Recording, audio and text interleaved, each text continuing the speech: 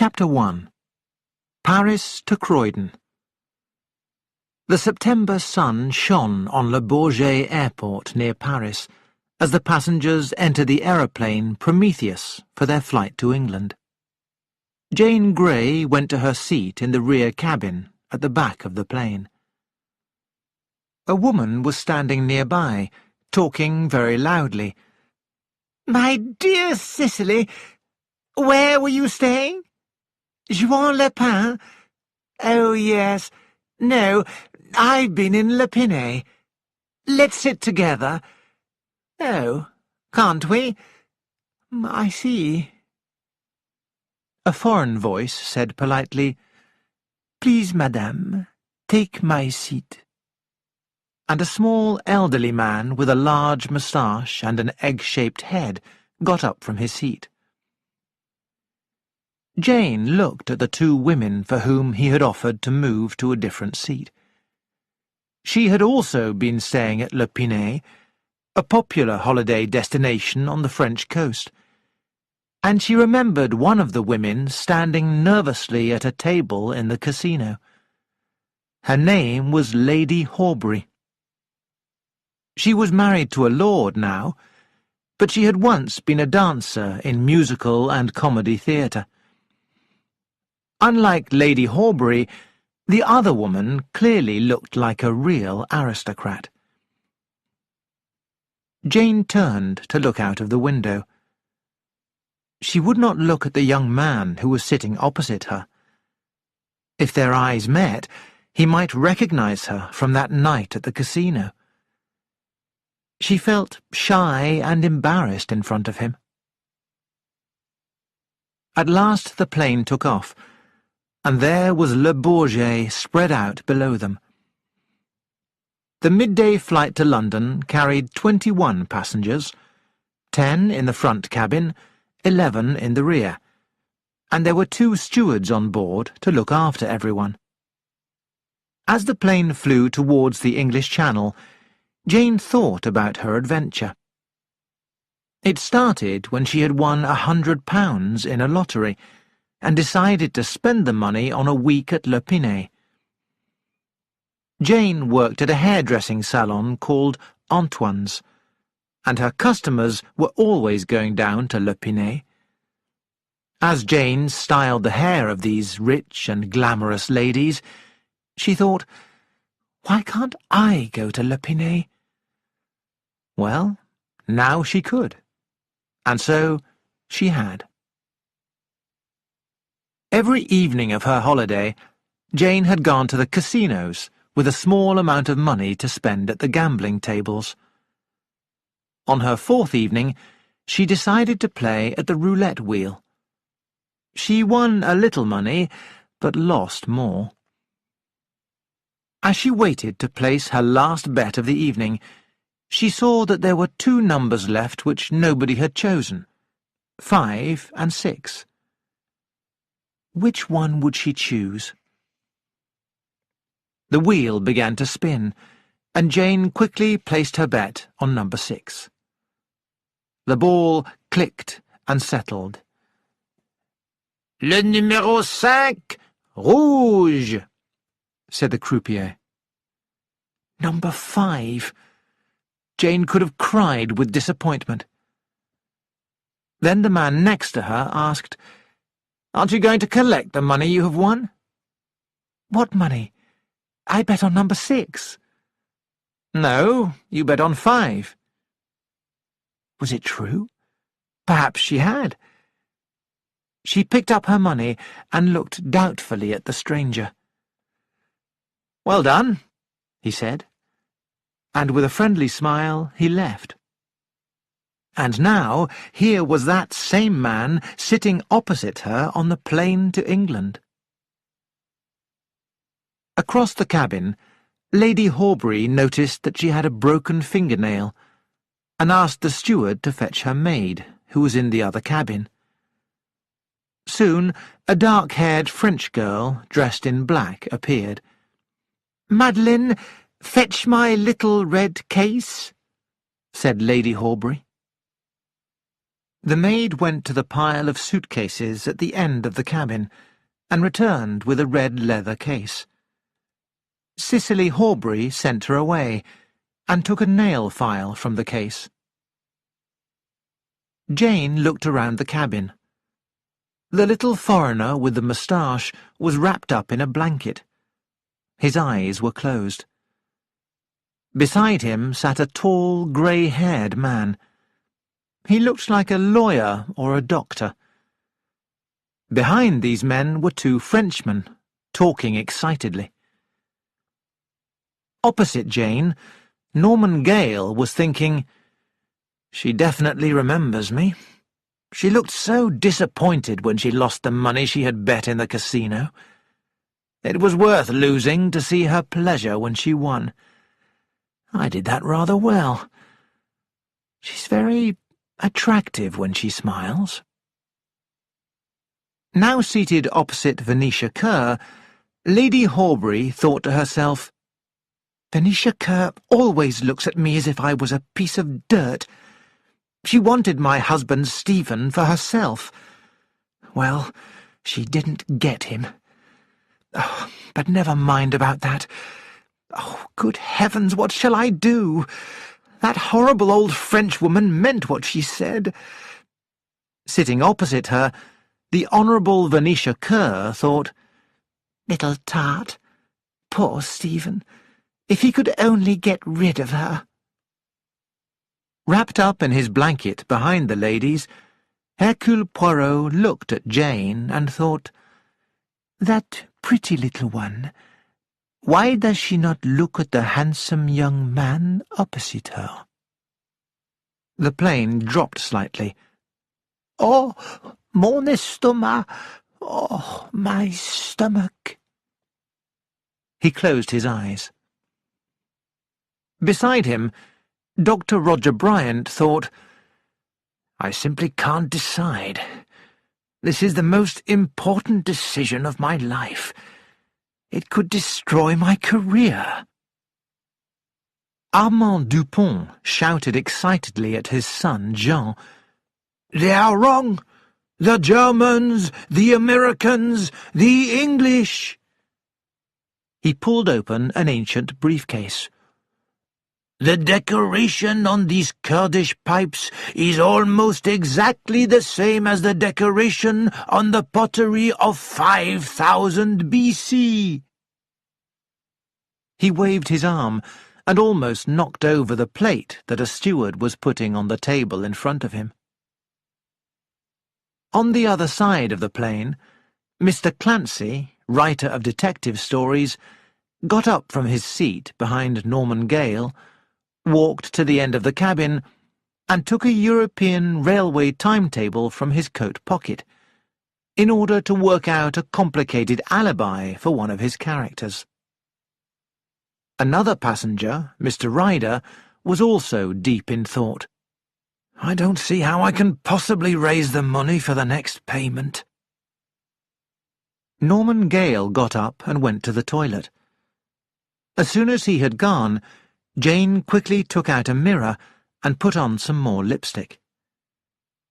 Then she looked out of the window at the English Channel shining below, as a steward brought her a cup of coffee. A wasp buzzed round Mr. Clancy's head, then flew off to investigate the Duponts' coffee cups. Eventually, Jean Dupont managed to kill it, and the cabin was peaceful again. Right at the back of the plane, in seat number 2, Madame Giselle's head fell forward. It looked as if she were asleep. But she was not.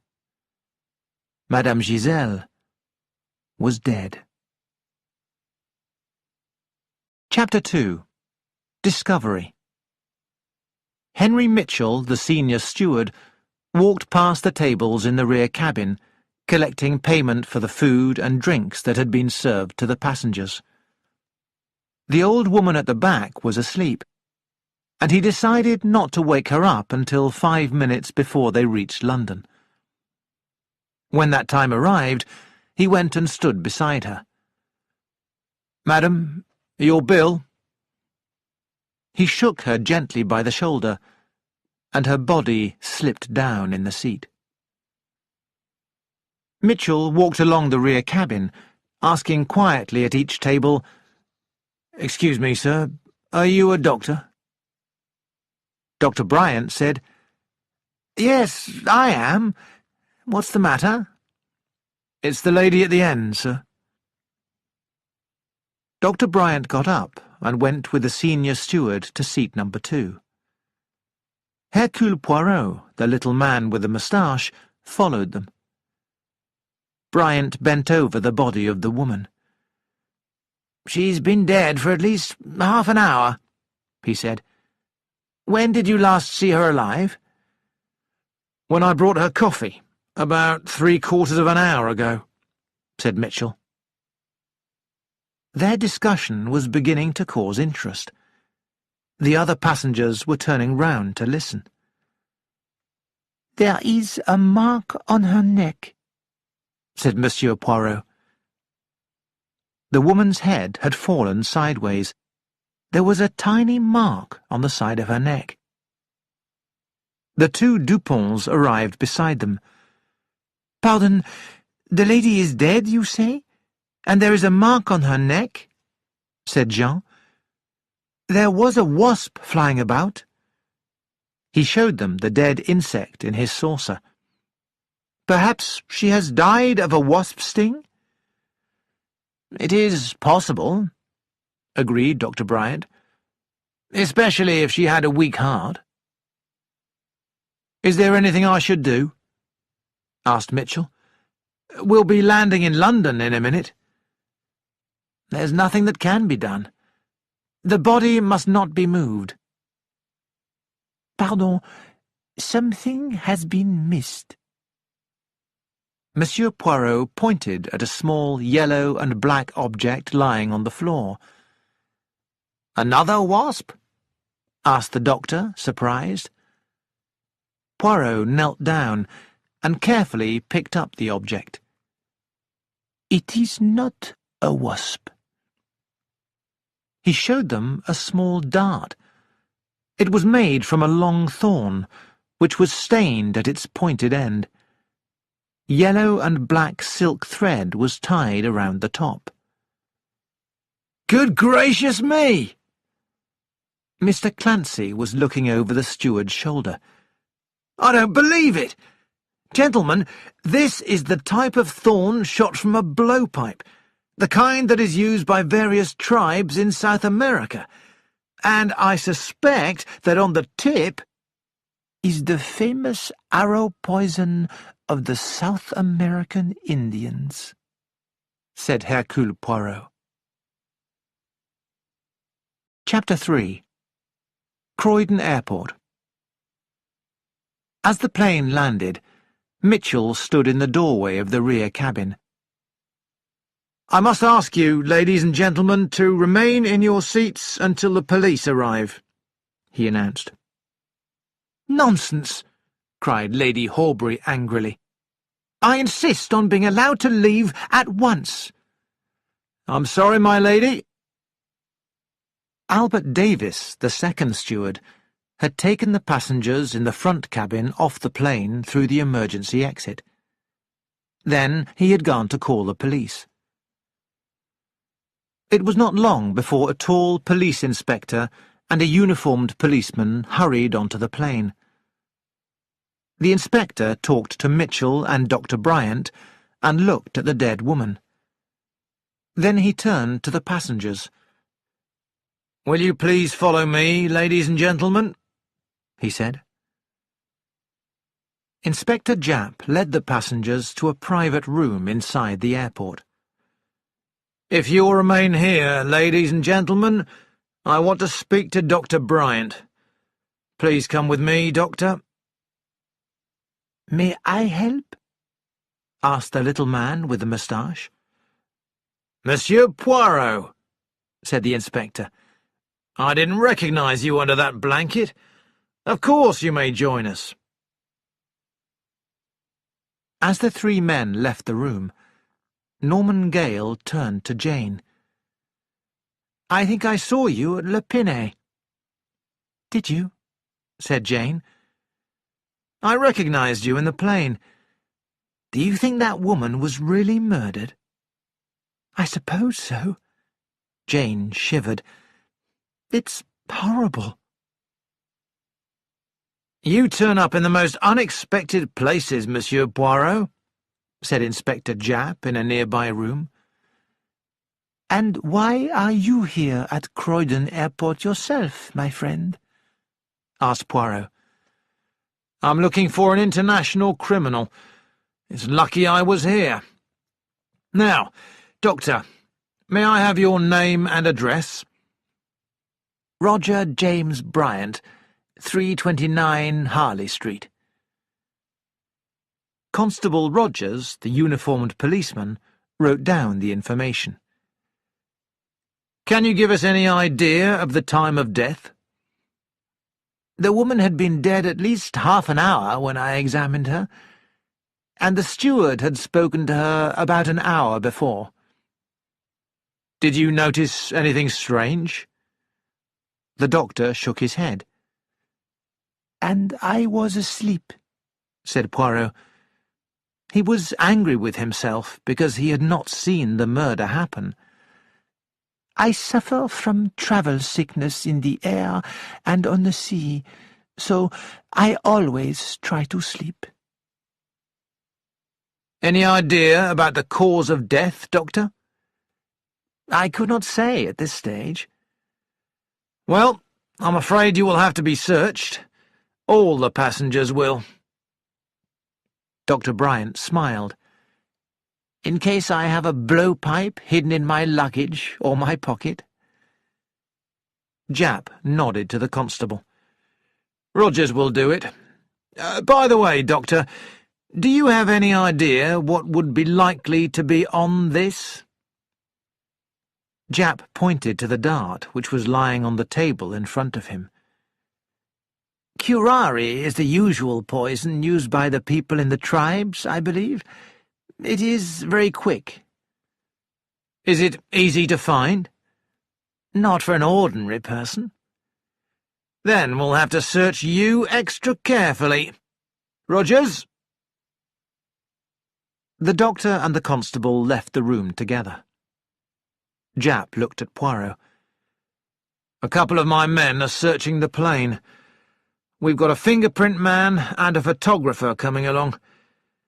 I think we'd better see the stewards next." He walked to the door and gave an order. The two stewards came into the room. Davis looked excited. Mitchell was still white and frightened. "Sit down, gentlemen," said Japp. "Have you brought the passports? Ah, good."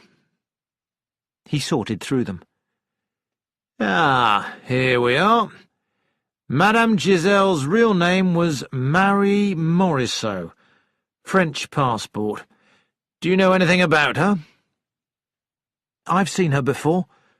She crossed to and from England quite often," said Mitchell. "I remember her too," said Davis. "I sometimes saw her on the early service, the 8 o'clock from Paris."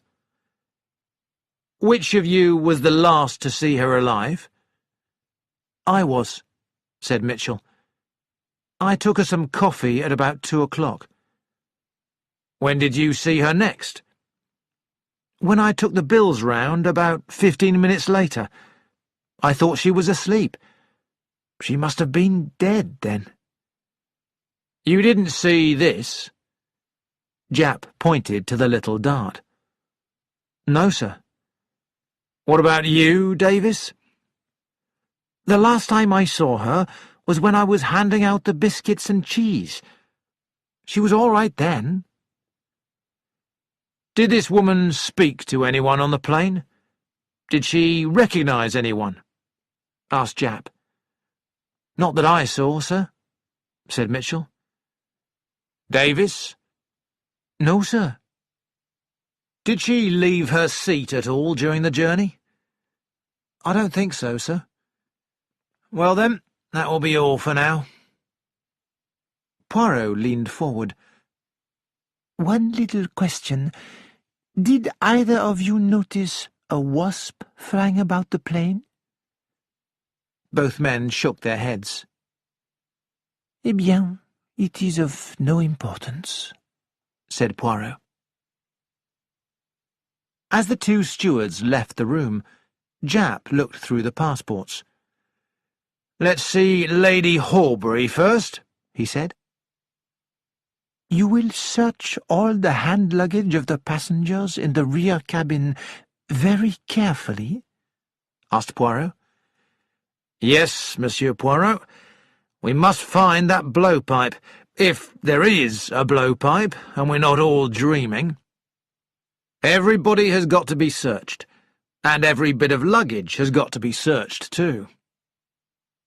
A very exact list might be made, perhaps, of everything in these people's possession?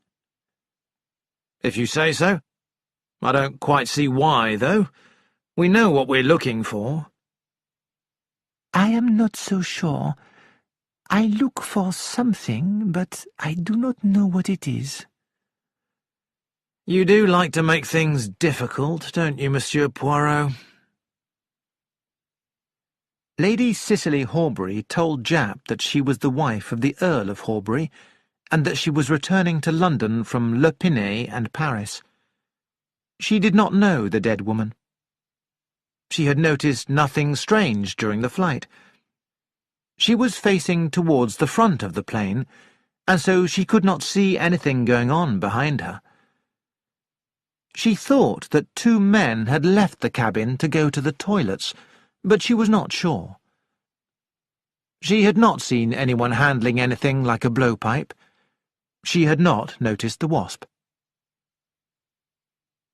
Lady Horbury was followed by the Honourable Venetia Kerr, also returning from the south of France. She had never seen the dead woman before. She had noticed nothing suspicious during the journey. She had seen a wasp annoying some passengers farther down the cabin soon after lunch was over. "If you ask me," said Japp, when Miss Kerr had gone, "those Frenchmen are the guilty ones. They were just across the aisle from Morisot. Their suitcase is covered with foreign labels. I wouldn't be surprised if they'd been to Borneo or South America or wherever it is. As for the motive, we can probably get that from Paris. We'll ask the French police, the Sûreté, to help us." Poirot smiled. It is possible. But, my friend, those two men cannot possibly be murderers. They are famous archaeologists. Monsieur Armand Dupont and his son Jean. They have just returned from some very interesting archaeological sites in Persia. Japp grabbed a passport. "You're right. Well, let's have a look at them." Armand Dupont did not know the dead woman. He had noticed nothing on the journey, because he had been talking to his son about the ancient pottery of the Near East. He had not left his seat. Yes, he had seen the wasp towards the end of lunch. His son had killed it. Jean Dupont confirmed his father's story. Mr. Clancy came next. Inspector Japp felt that Mr. Clancy knew too much about blowpipes and poisoned darts. "Have you ever owned a blowpipe yourself?" he asked. "Well, yes, actually, I have. You see, I was writing a book in which the murder was committed that way, and I needed a drawing to show the position of fingerprints on the blowpipe. I had noticed one in a shop in the Charing Cross Road in London, so I bought it, and an artist drew it for me, including the fingerprints." "Did you keep the blowpipe?" "Yes." "Where is it now?" "I don't know. I haven't seen it for 6 months." "Did you leave your seat at all in the plane?" "Yes. I went to get a railway timetable out of my coat pocket. The coat was lying on my suitcase at the back of the cabin." "So you passed the dead woman's seat?" "Yes, but long before anything could have happened. I'd only just drunk my soup." Poirot asked about the wasp. Yes, Mr. Clancy had noticed a wasp. It had attacked him just after the steward had brought his coffee. When he tried to hit it, it flew away. Mr. Clancy was allowed to leave. Norman Gale was a dentist. He was returning from a holiday at Le Pinet. He had never seen the dead woman and had noticed nothing suspicious during the journey. He had left his seat once during the journey to go to the toilet. He had not noticed the wasp. James Ryder was returning from a business visit. He did not know the dead woman. Yes, he had the seat in front of her, but he had heard no cry or exclamation. No one had come down the cabin except the stewards. The young Frenchman sitting opposite him had killed a wasp. He had never seen a blowpipe. There was a knock on the door, and a police constable came in. "The sergeant's just found this, sir." He laid an object on the table. "There are no fingerprints." It was a native blowpipe. Japp gasped. "My goodness! Where was it found?" "Behind one of the seats, sir. Number 9. "Very entertaining," said Poirot. "Number 9 was my seat." Japp smiled at him. "So, did you do it then, old friend?" "My friend," said Poirot seriously, "when I commit a murder, it will not be with the arrow poison of the South American Indians." "Well, it was successful," said Japp. "Whoever did it.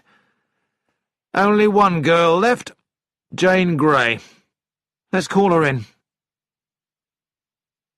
Jane Grey worked as a hairdresser in London and was returning from a holiday in Le Pinet.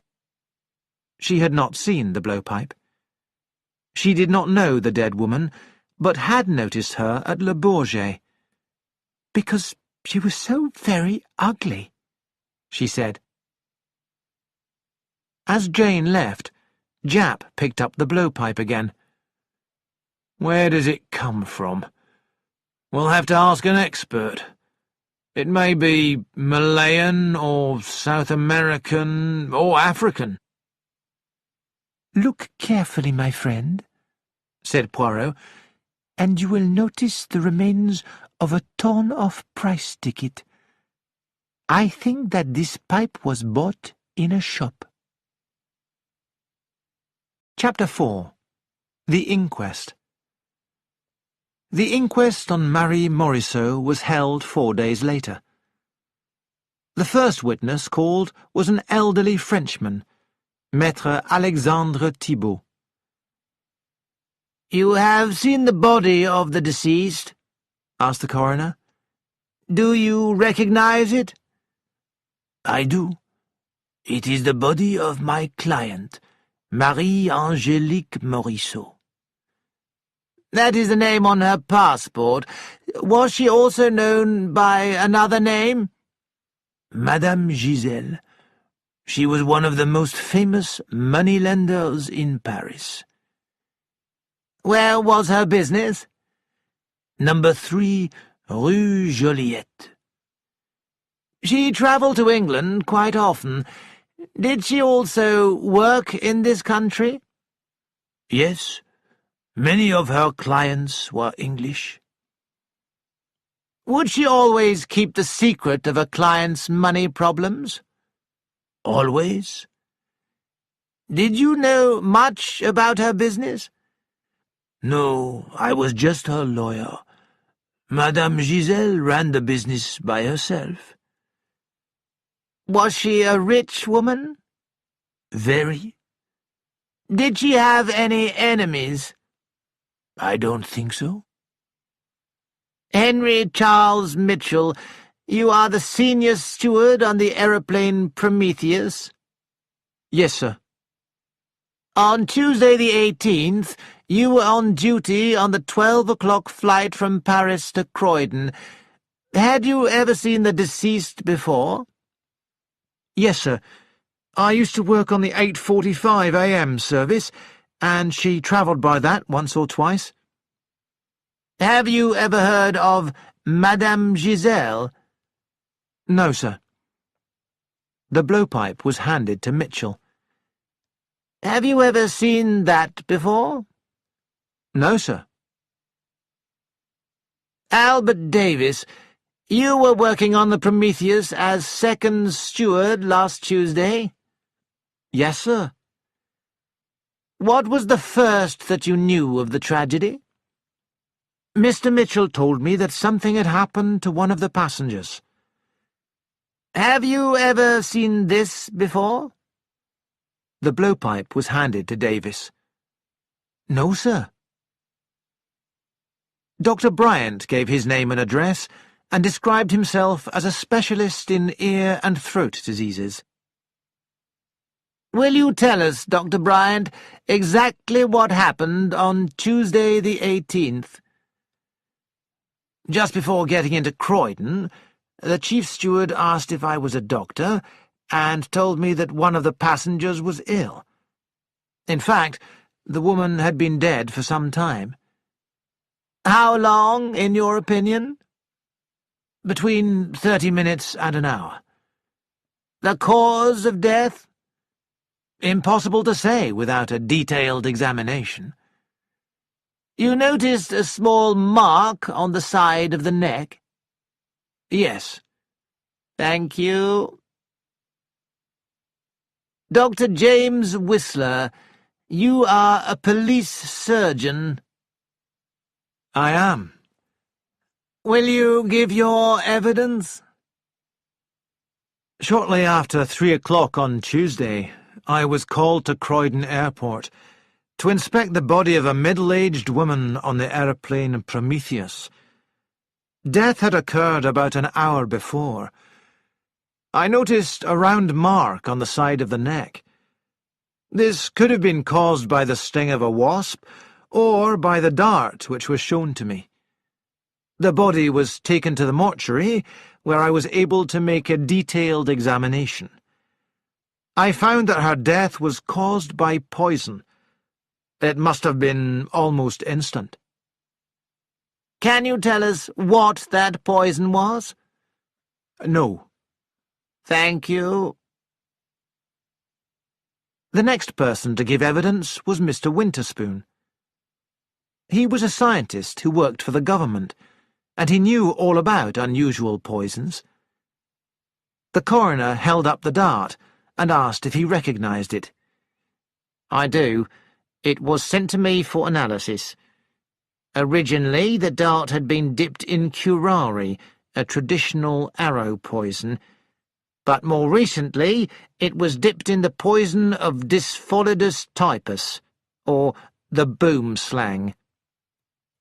What is a boom slang? A deadly South African tree snake. The poison causes bleeding under the skin and stops the heart. Detective Sergeant Wilson described finding the blowpipe behind one of the seats. There were no fingerprints on it. Experiments had also been made with the blowpipe. It was accurate up to about 10 yards. Hercule Poirot had noticed nothing unusual on the journey. He was the person who had found the tiny dart on the floor of the cabin. Neither Lady Horbury nor the Honourable Venetia Kerr had seen anything unusual. They had never seen the deceased before. You are James Bell Ryder? Yes. What is your profession? I'm in charge of the Ellis Vale Cement Company. Please examine this blowpipe. — Have you ever seen it before? No. You were sitting in seat number 4, right in front of the deceased. From that seat, you could see almost everyone in the compartment. No, I couldn't see the people on my side. The seats have high backs. But if one of those people had stepped out into the aisle to aim the blowpipe at the deceased, you would have seen them then? Certainly. You didn't see anybody do this? No. Did any of the people in front of you move from their seats? The man 2 rows in front of me got up and went to the toilet. Was he carrying anything? Nothing. Did anyone else move? The man in front of me came past to the back of the cabin. Did this gentleman have anything in his hands? A pen. When he came back, he also had an orange book. Did you leave your seat? Yes, I went to the toilet. And no, I didn't have a blowpipe in my hand either. Norman Gale, dentist, and Miss Jane Grey, hairdresser's assistant, were also unable to assist the inquiry. Neither of them had seen anything unusual on the journey. When Mr. Clancy was questioned by the coroner, he explained that he had been too busy working out the timetables of foreign train services to notice anything going on around him. The whole cabin might have been shooting poisoned darts out of blowpipes, for all he knew. Monsieur Armand Dupont said that he was on his way to London to give a public talk.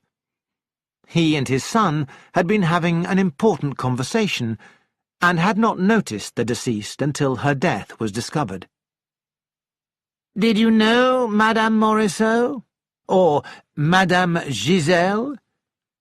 No, monsieur.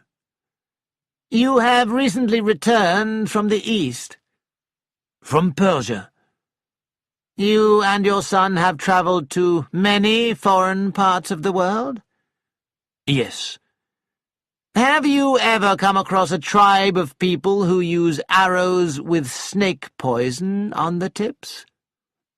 Never.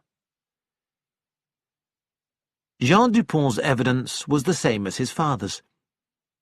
He had thought it was possible that the deceased had been stung by a wasp because he had been annoyed by one too, and had finally killed it. The Duponts were the last witnesses. It was an incredible case. A woman had been murdered in mid-air. In front of 12 witnesses, the murderer had placed a blowpipe to his lips and sent the fatal dart through the air, and no one had seen the act. It seemed impossible, but the evidence showed that was what had happened. And the murderer must be one of the witnesses themselves. Because it was still unclear exactly who had committed the murder, the coroner advised the jury to give a verdict of murder by a person or persons unknown. Everyone said they didn't know the dead woman, and there was no obvious motive for the crime. The police would have to find the connection later.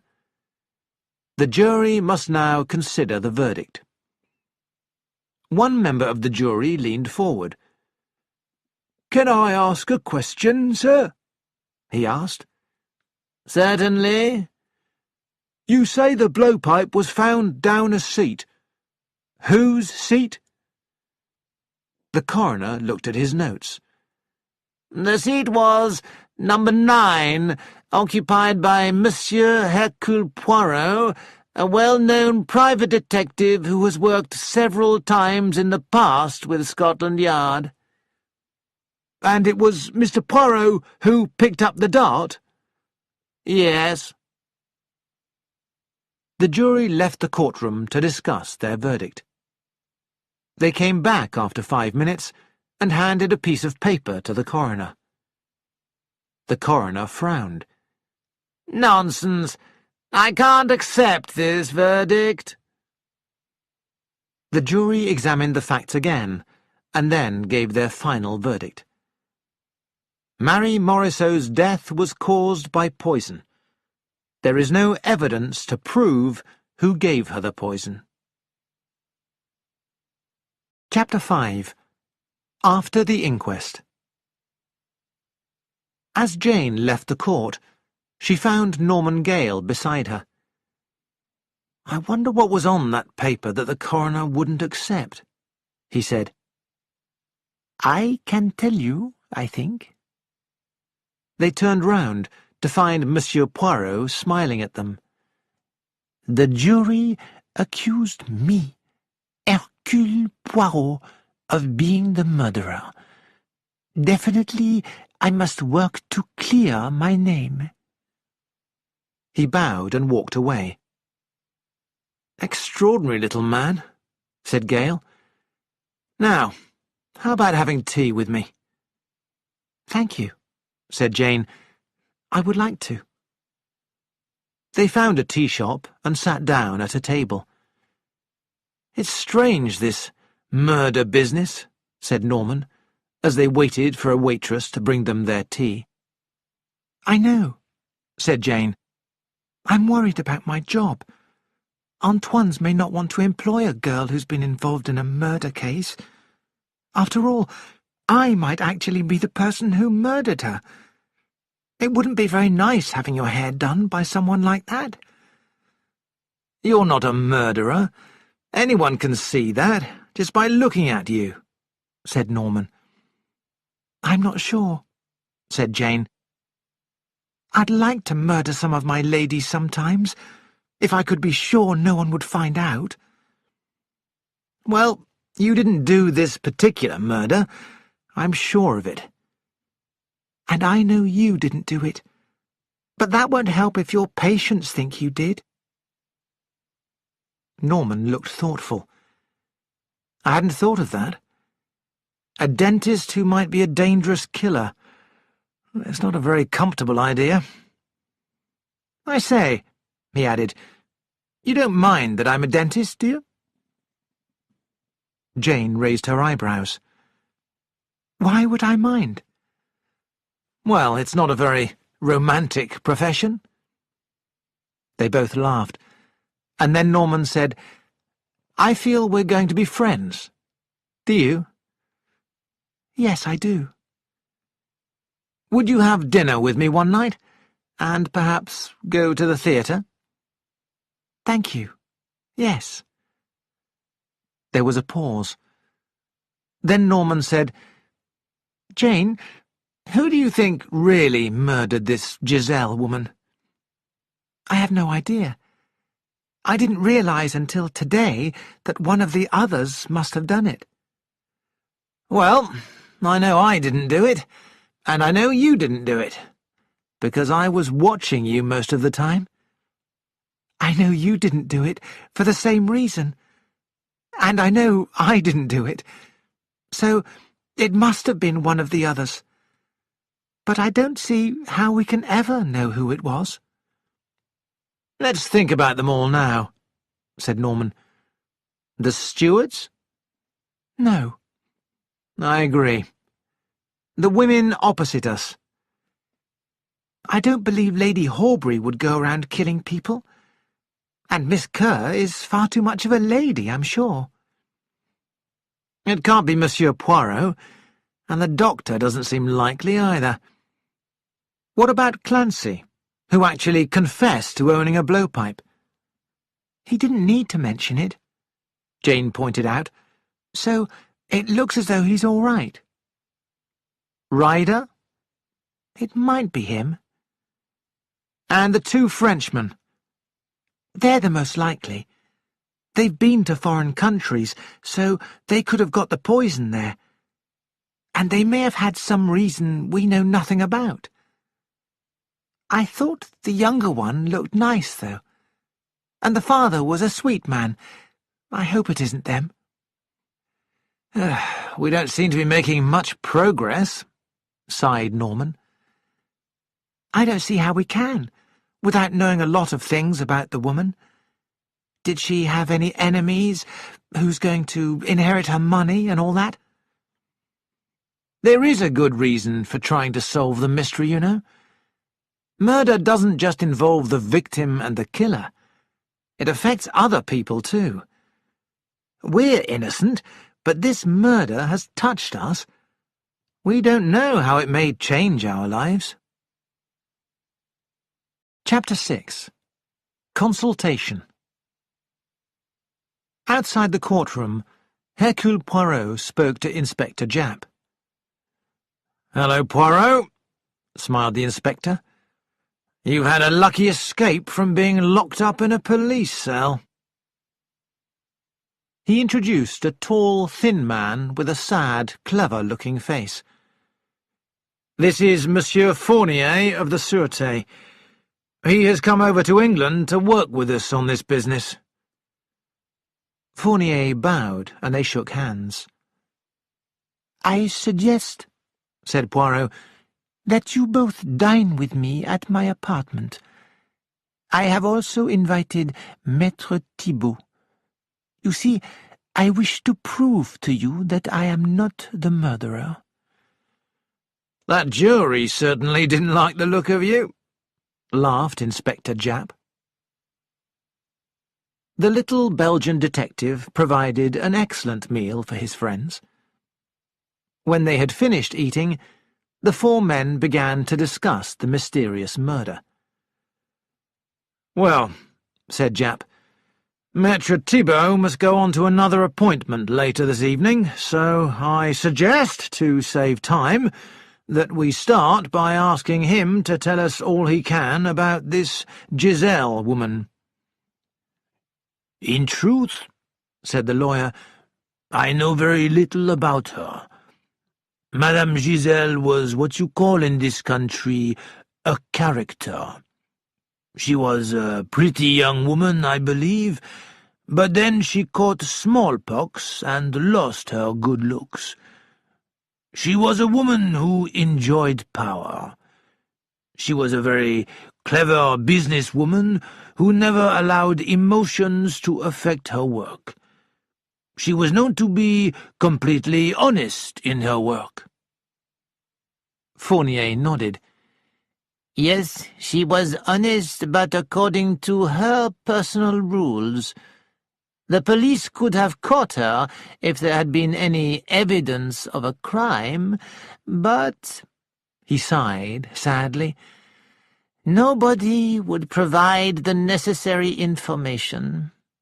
It's understandable when such information would no doubt destroy their own reputation." "Blackmail?" said Japp. "Yes. Madame Giselle had her own ways of getting people to pay back the money she lent them. Madame Giselle's clients came from the upper and professional classes. Those people care very much what society thinks of them. They must guard their reputations. It was Madame Giselle's habit, before lending money, to collect information about her clients, and her intelligence system was an extremely good one. As we said before, according to her own rules, Madame Giselle was an honest woman. She protected those clients who kept their promises and paid their debts. I believe that she never used her secret knowledge to obtain money unless that money was owed to her."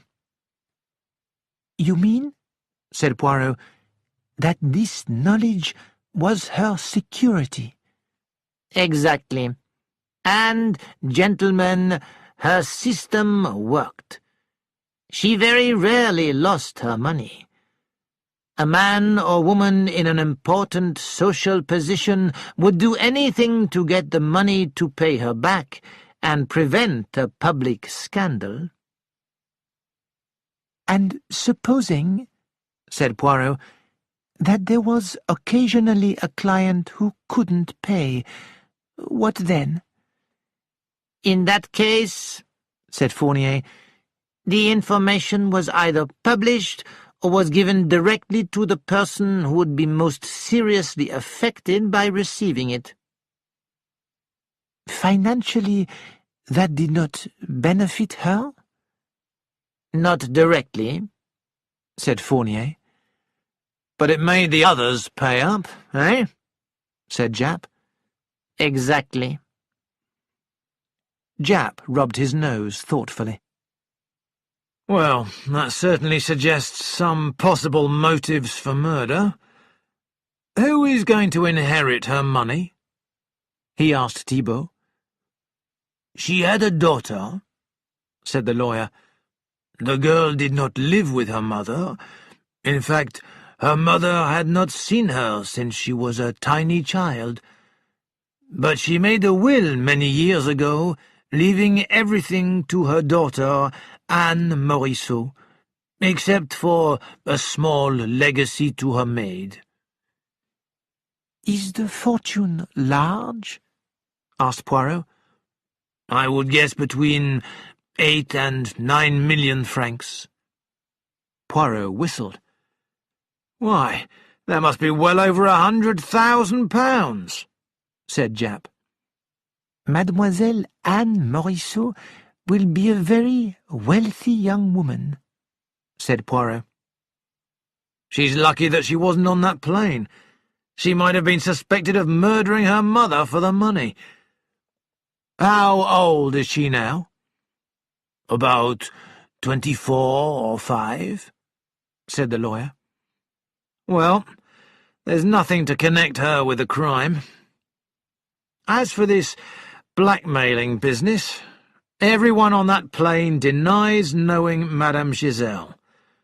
One of them is lying, and we must find out who it is. An examination of her private papers might help, eh, Fournier? My friend, said the Frenchman, as soon as the news came through from Scotland Yard, I went straight to her house. There was a safe there containing papers. All those papers had been burnt. Who by? Why? Madame Giselle's maid Elise had orders to open the safe and burn the contents if anything ever happened to her mistress. What? said Japp. You see, Madame Giselle promised her clients that she would deal honestly with them, and she was a woman who kept her promises. Japp shook his head.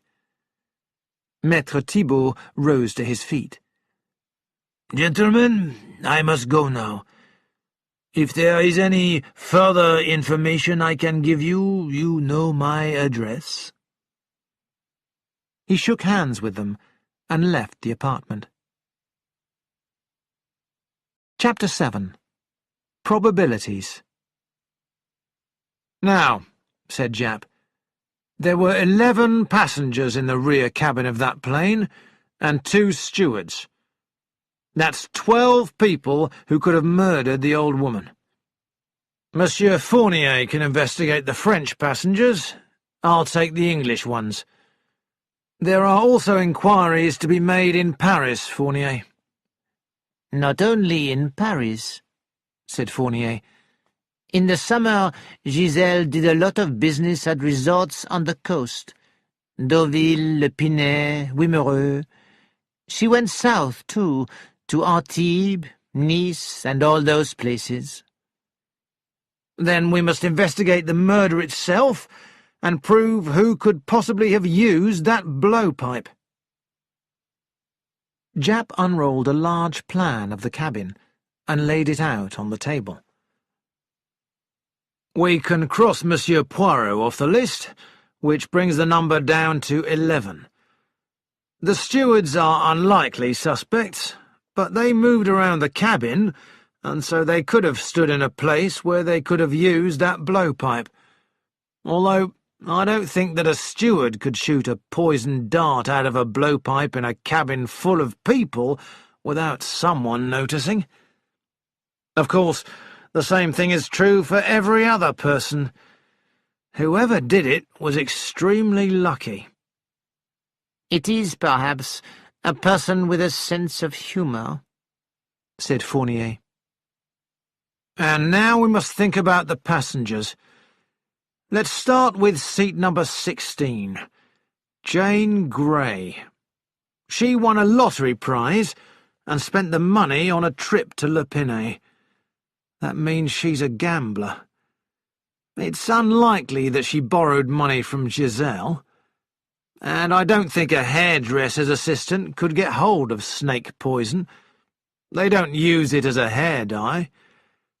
In fact, the murderer made a mistake by using snake poison. Not many people could get hold of it. Which makes one thing clear, said Poirot. The murderer belongs to one of two categories.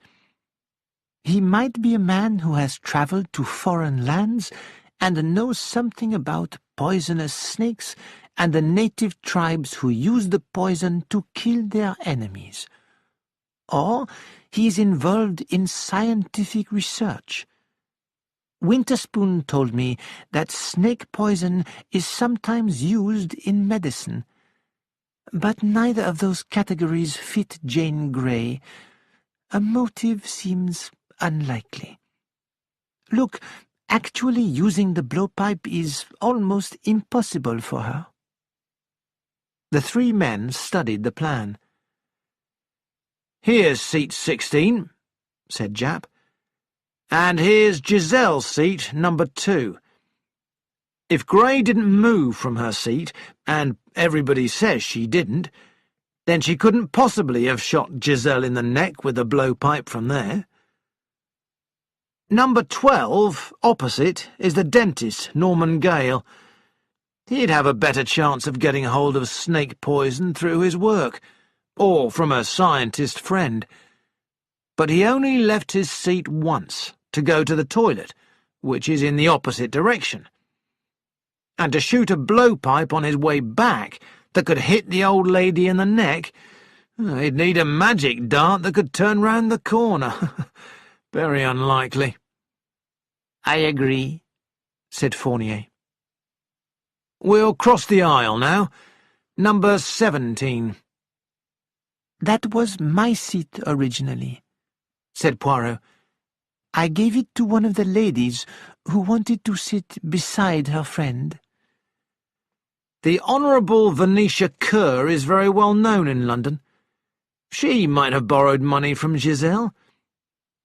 It doesn't look as though she had any guilty secrets, but maybe she interfered with the results of a horse race or something. If Giselle had turned her head to look out of the window, Venetia Kerr could have shot her diagonally across the cabin, but only if she stood up to do it. She's the sort of woman who goes shooting in the autumn. Shooting a native blowpipe must need similar kinds of skills, and she's probably got friends who've been big game hunting around the world, who could get hold of snake poison for her. What nonsense it all sounds, though. I saw Mademoiselle Kerr at the inquest. Fournier shook his head. It is not easy to connect her with murder. Seat 13, said Japp. Lady Horbury. I wouldn't be surprised if she had a guilty secret or two. She has been losing money at the baccarat table at Le Pinay. Ah, and she's the type of person to be mixed up with Giselle. But how could she have done it? She'd have had to kneel up and lean over the top of her seat with 10 people looking at her. Seats 9 and 10, said Fournier, moving his finger on the plan. Hercule Poirot and Dr. Bryant, said Japp. Dr. Bryant is unlikely to go to a Frenchwoman moneylender, but you never know. And he will know medical research people.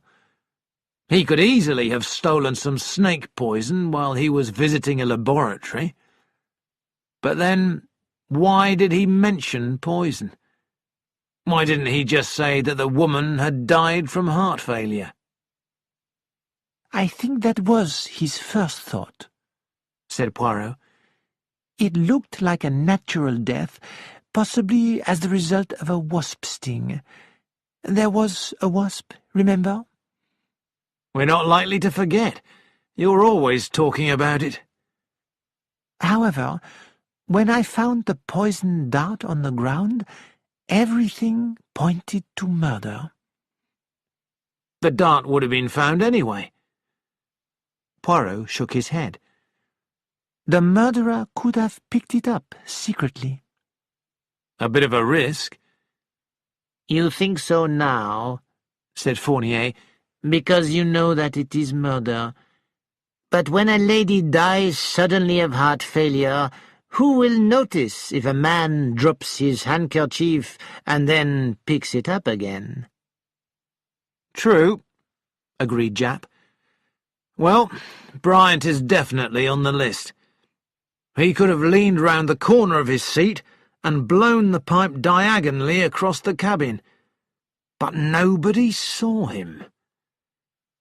"I think there is a reason for that," said Fournier. "If you were travelling on a train and you passed a burning house, everyone would look out of the window at it. At that moment, a man might take out a knife and stab someone, and nobody would see him do it." "That is true," said Poirot. "And if such a moment occurred during the journey of the Prometheus, it would have been created by the murderer." Well, we'll add it to our list of questions, said Japp. Now, seat number 8. Daniel Michael Clancy. A crime writer could easily pretend to have an interest in snake poison and persuade a chemist to show him some. And he was the only passenger to go past Giselle's seat. He could have used that blowpipe without needing the moment. And he knows all about blowpipes. It looks suspicious to me. Seat number 4 was Ryder, right in front of Giselle. He went to the toilet and could have taken a shot at her on the way back. But he'd have been right next to the archaeologists when he did so, and they would have noticed. Poirot shook his head. "You do not know many archaeologists, perhaps. If they were discussing a really important point, eh bien, my friend, they would be blind and deaf to whatever was happening around them. They would be living in 5000 BC. At that moment, AD 1935 would not exist for them." Japp did not look impressed. What can you tell us about the Duponts, Fournier? Armand Dupont is one of the most famous archaeologists in France. That doesn't matter to us.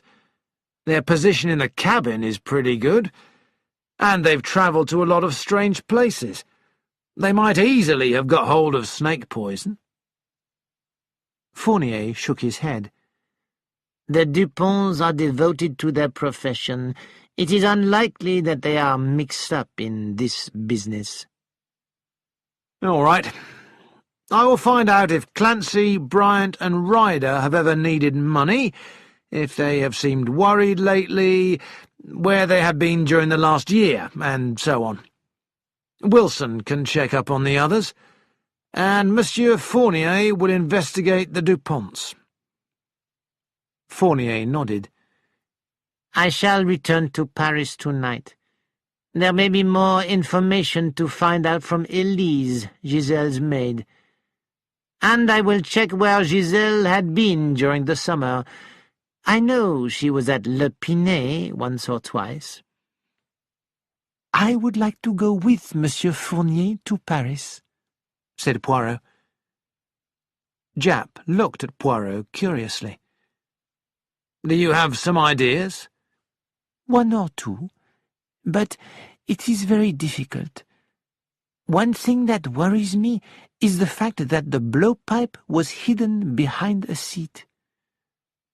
Whoever did it had to hide the thing somewhere, said Japp. But, my friend, in each window of the plane there is a ventilator, a circle of holes which can be opened or closed by turning a wheel of glass.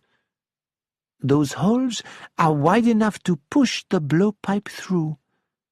What could be simpler than to get rid of it that way? The murderer was afraid of being seen. He was not afraid of someone seeing him put the blowpipe to his lips and sending the fatal dart, but he was afraid that they would see him trying to push it through the window. "It gives you an idea?" asked Fournier. "Perhaps. Do you have that detailed list of the passengers' belongings that I asked you to get me?" Chapter 8. The List. Here you are. Japp took some pages out of his pocket. Poirot took them and began to read. James Ryder. Pockets, handkerchief, wallet with 7 £1 notes, 3 business cards, letter from partner George Eberman hoping that the loan has been successfully negotiated. Cigarette case, book of matches, keys, French and English coins. Briefcase, documents about his cement business. Dr. Bryant. Pockets, 2 handkerchiefs, wallet with £20 and 500 francs, French and English coins, diary, fountain pen, keys. Norman Gale. Pockets, handkerchief, wallet with £1 and 600 francs, coins, business cards, Bryant and May matchbox, empty, lighter, pipe and tobacco, door key. Small briefcase, white coat, 2 dental mirrors, The Strand magazine. Armand Dupont. Pockets, wallet with £10 and 1,000 francs, reading glasses, French coins, cotton handkerchief, cigarettes, book of matches.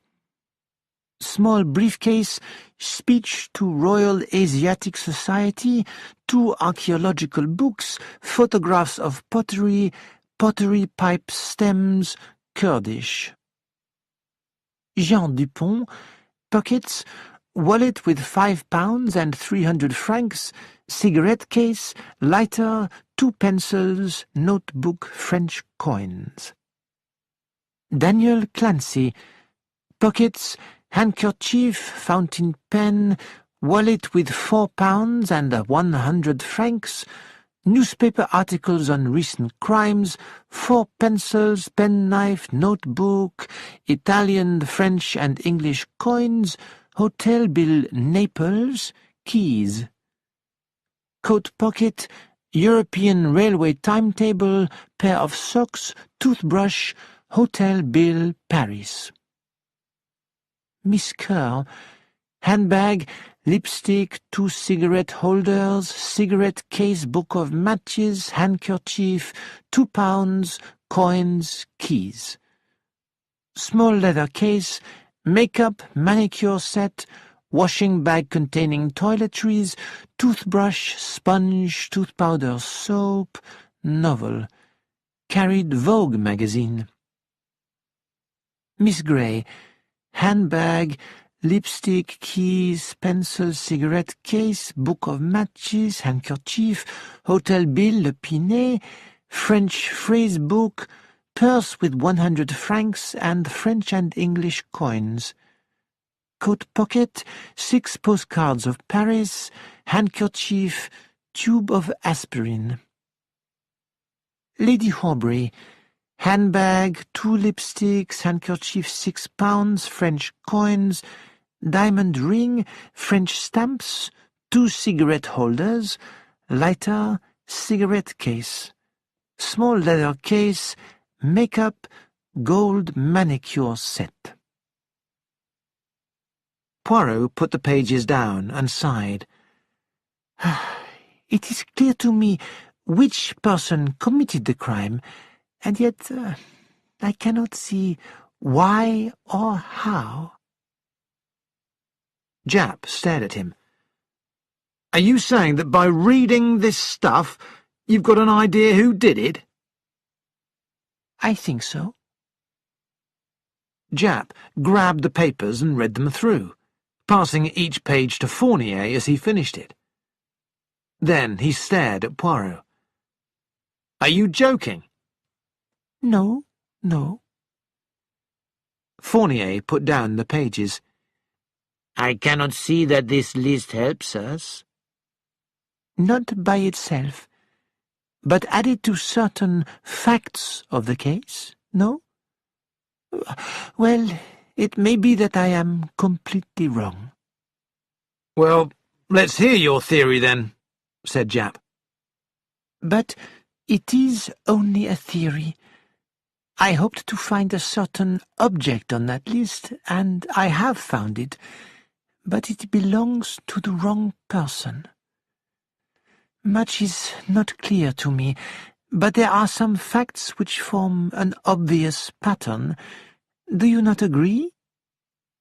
Well, let us each work to his own idea. I only have a certain suspicion. Japp rose to his feet.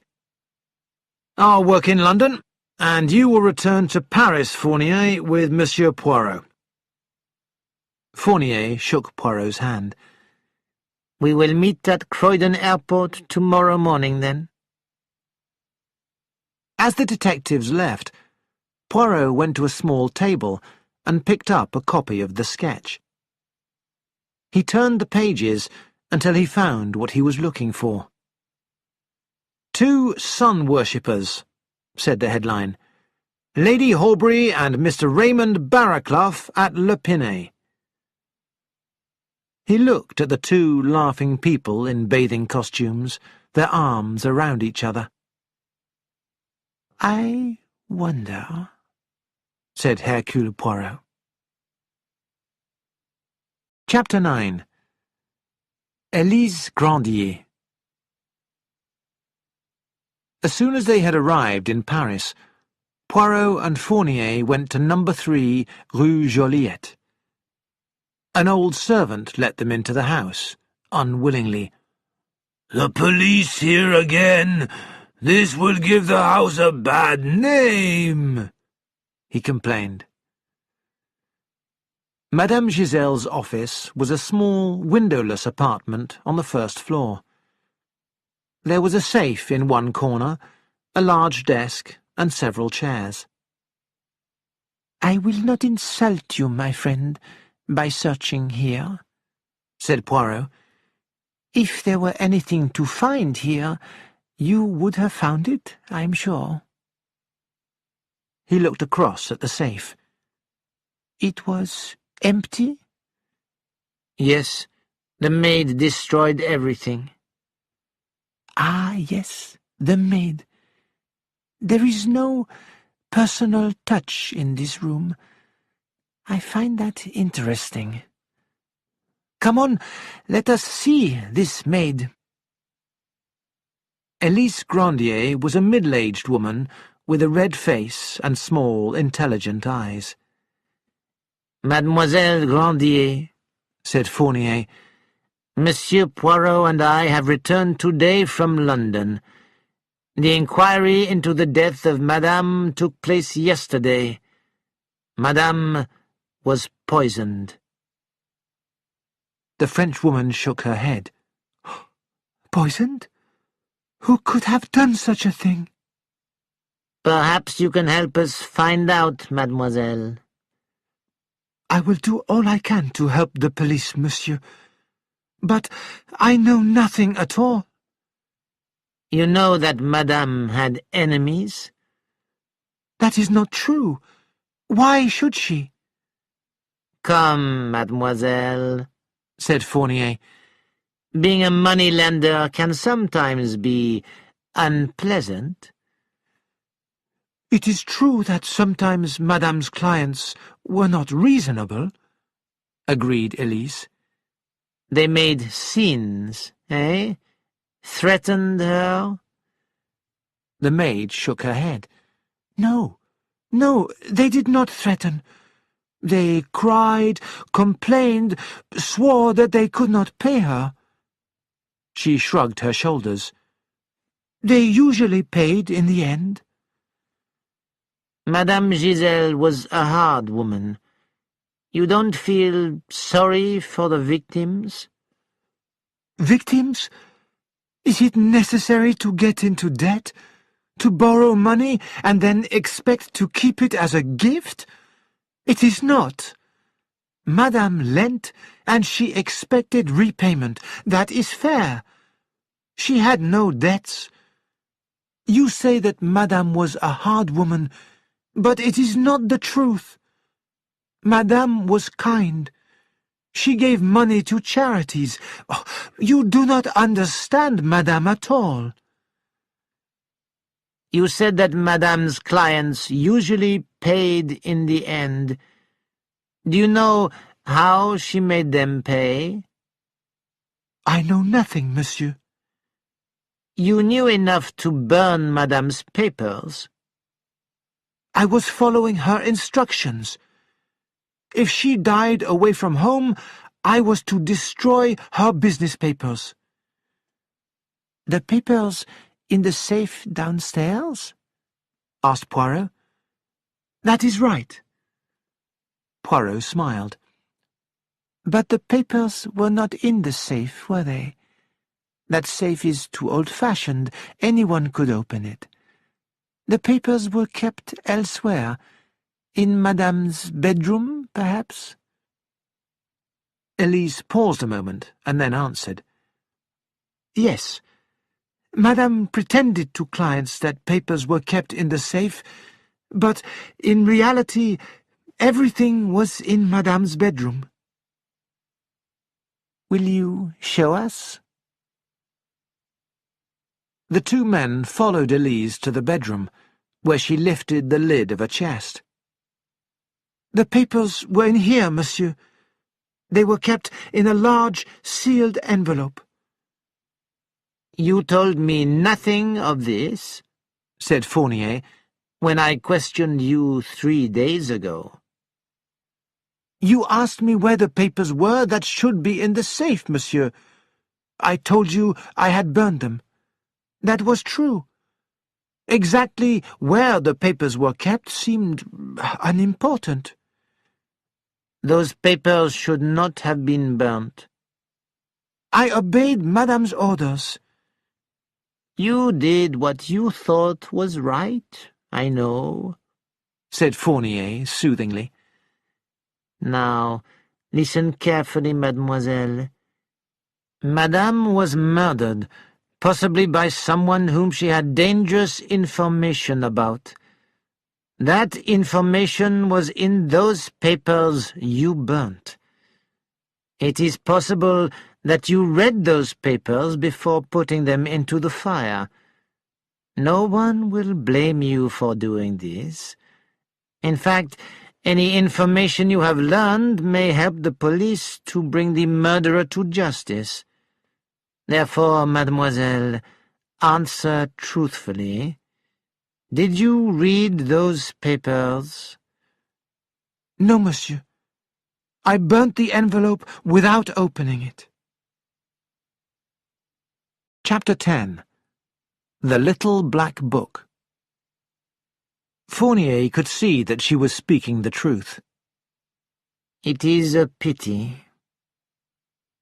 He sat down and took a notebook from his pocket.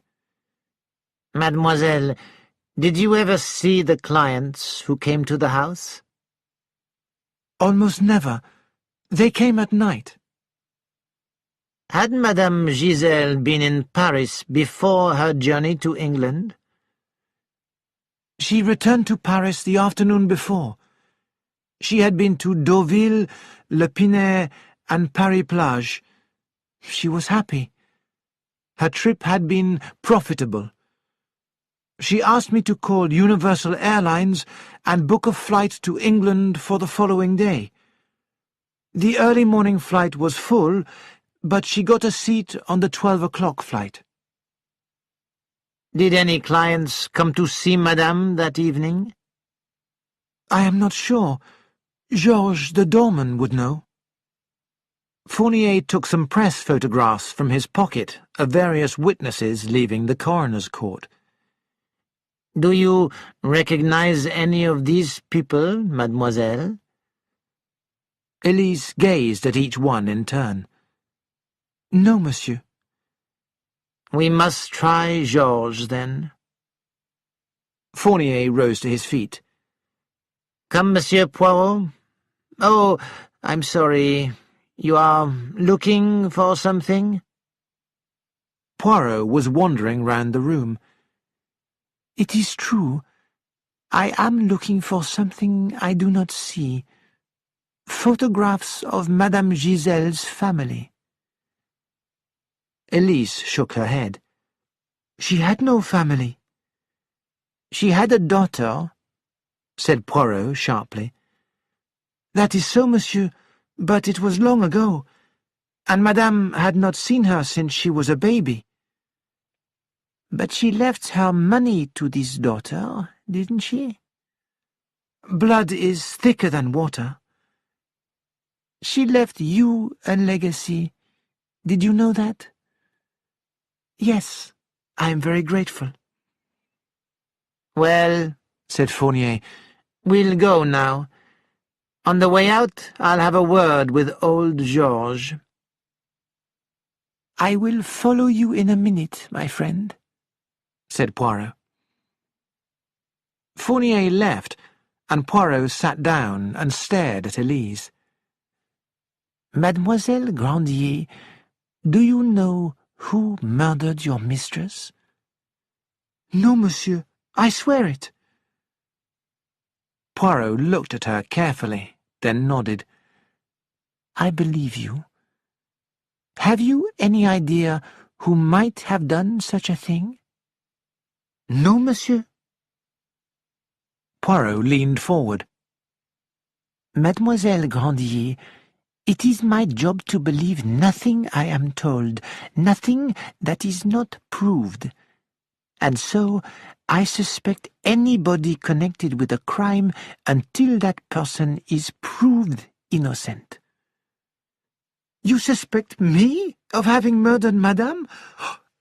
That is a terrible thought. No, Elise. Madame's killer was a passenger in the aeroplane. But you might have helped with the murder. You might perhaps have given someone the details of Madame's journey. I did not. I swear it. Poirot looked at her in silence. Then he nodded his head. But there is something that you are hiding. I know. Will you not tell me what it is? Elise hesitated. Madame trusted me. I have always carried out her orders faithfully. You were grateful for something she had done for you? Yes, monsieur. I was involved with a man, and I had a child. Madame arranged for the baby to be brought up by some good people on a farm. It was then that she told me that she was also a mother. Did she tell you the age of her child, or where it was? No, monsieur. She said that the girl would be taught a trade or profession and would inherit her money when she died. She told you nothing about the father? No, but I think the father of the child was an Englishman. Why? There was a bitterness in Madame's voice when she spoke of the English. It is only an idea. A very valuable one. There was a pause. And now, Mademoiselle Elise, What is this something that you have not mentioned? Elise left the room and returned a few minutes later carrying a small black notebook. This book went everywhere with Madame. When she was about to leave for England, she could not find it. After she had gone, I found it under the bed.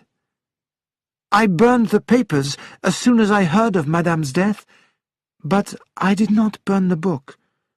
She left no instructions about that. When the police came to examine her rooms, they found the safe empty. You told them that you had burnt the papers, but actually you did not burn the papers until afterwards. It is true, monsieur. Whilst they were looking in the safe, I removed the papers from the chest. I burnt them as soon as I could. I had to carry out Madame's orders. You will not tell the police. It might be a serious matter for me. I see no need to tell Monsieur Fournier the exact time, mademoiselle. Now, let me see if there is anything useful in this little book. He took the book from the maid and turned the pages. Each entry was a number followed by a short description, such as CX-256, Colonel's wife, Station Syria, stolen money. GF-342, French deputy, Stavisky connection. This may be very valuable, mademoiselle. You were right to give it to me. You will not be blamed for not giving it to the police sooner. He got up. One last question. Who did you call to reserve a seat in the aeroplane for Madame Giselle? I rang up the company office of Universal Airlines, monsieur. In the Boulevard des Capucines? That's right. 254 Boulevard des Capucines. Poirot wrote down the address and left the room. Chapter 11. The American. Fournier was talking to old Georges. The detective looked annoyed. "Just like the police," the old man complained. "Asking the same questions over and over again. I have been telling you the truth. Yes, a woman did come to see Madame the night before she left for England. I did not recognize her. There, I have explained it clearly 4 or 5 times. You cannot remember if she was tall or short, dark or fair, young or old? That is hard to believe." What do I care?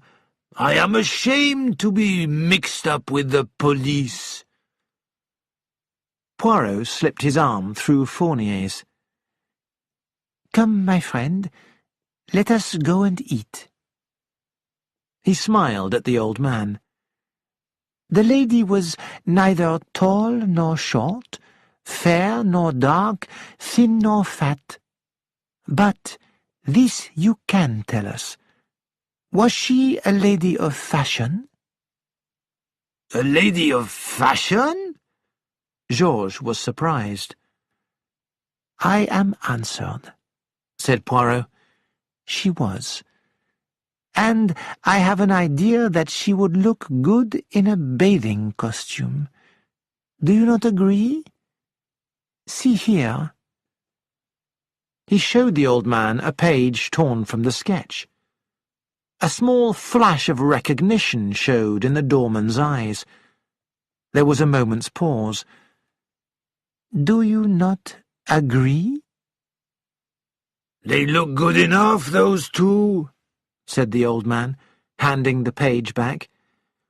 To wear nothing at all would be nearly the same thing. He laughed as Poirot and Fournier stepped out into the sunlit street. Over lunch, Poirot took out Giselle's notebook. Fournier was very excited. He turned the pages and wrote in his own notebook. Then he looked across at Poirot.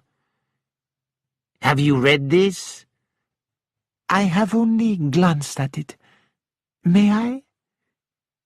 Poirot took the book and began to read. He put it down as the cheese plate arrived. "There are certain interesting entries," began Fournier. 5, said Poirot. "I agree." Fournier read them out from his notebook. CL 52, English lady, husband. RT 362, Dr. Harley Street.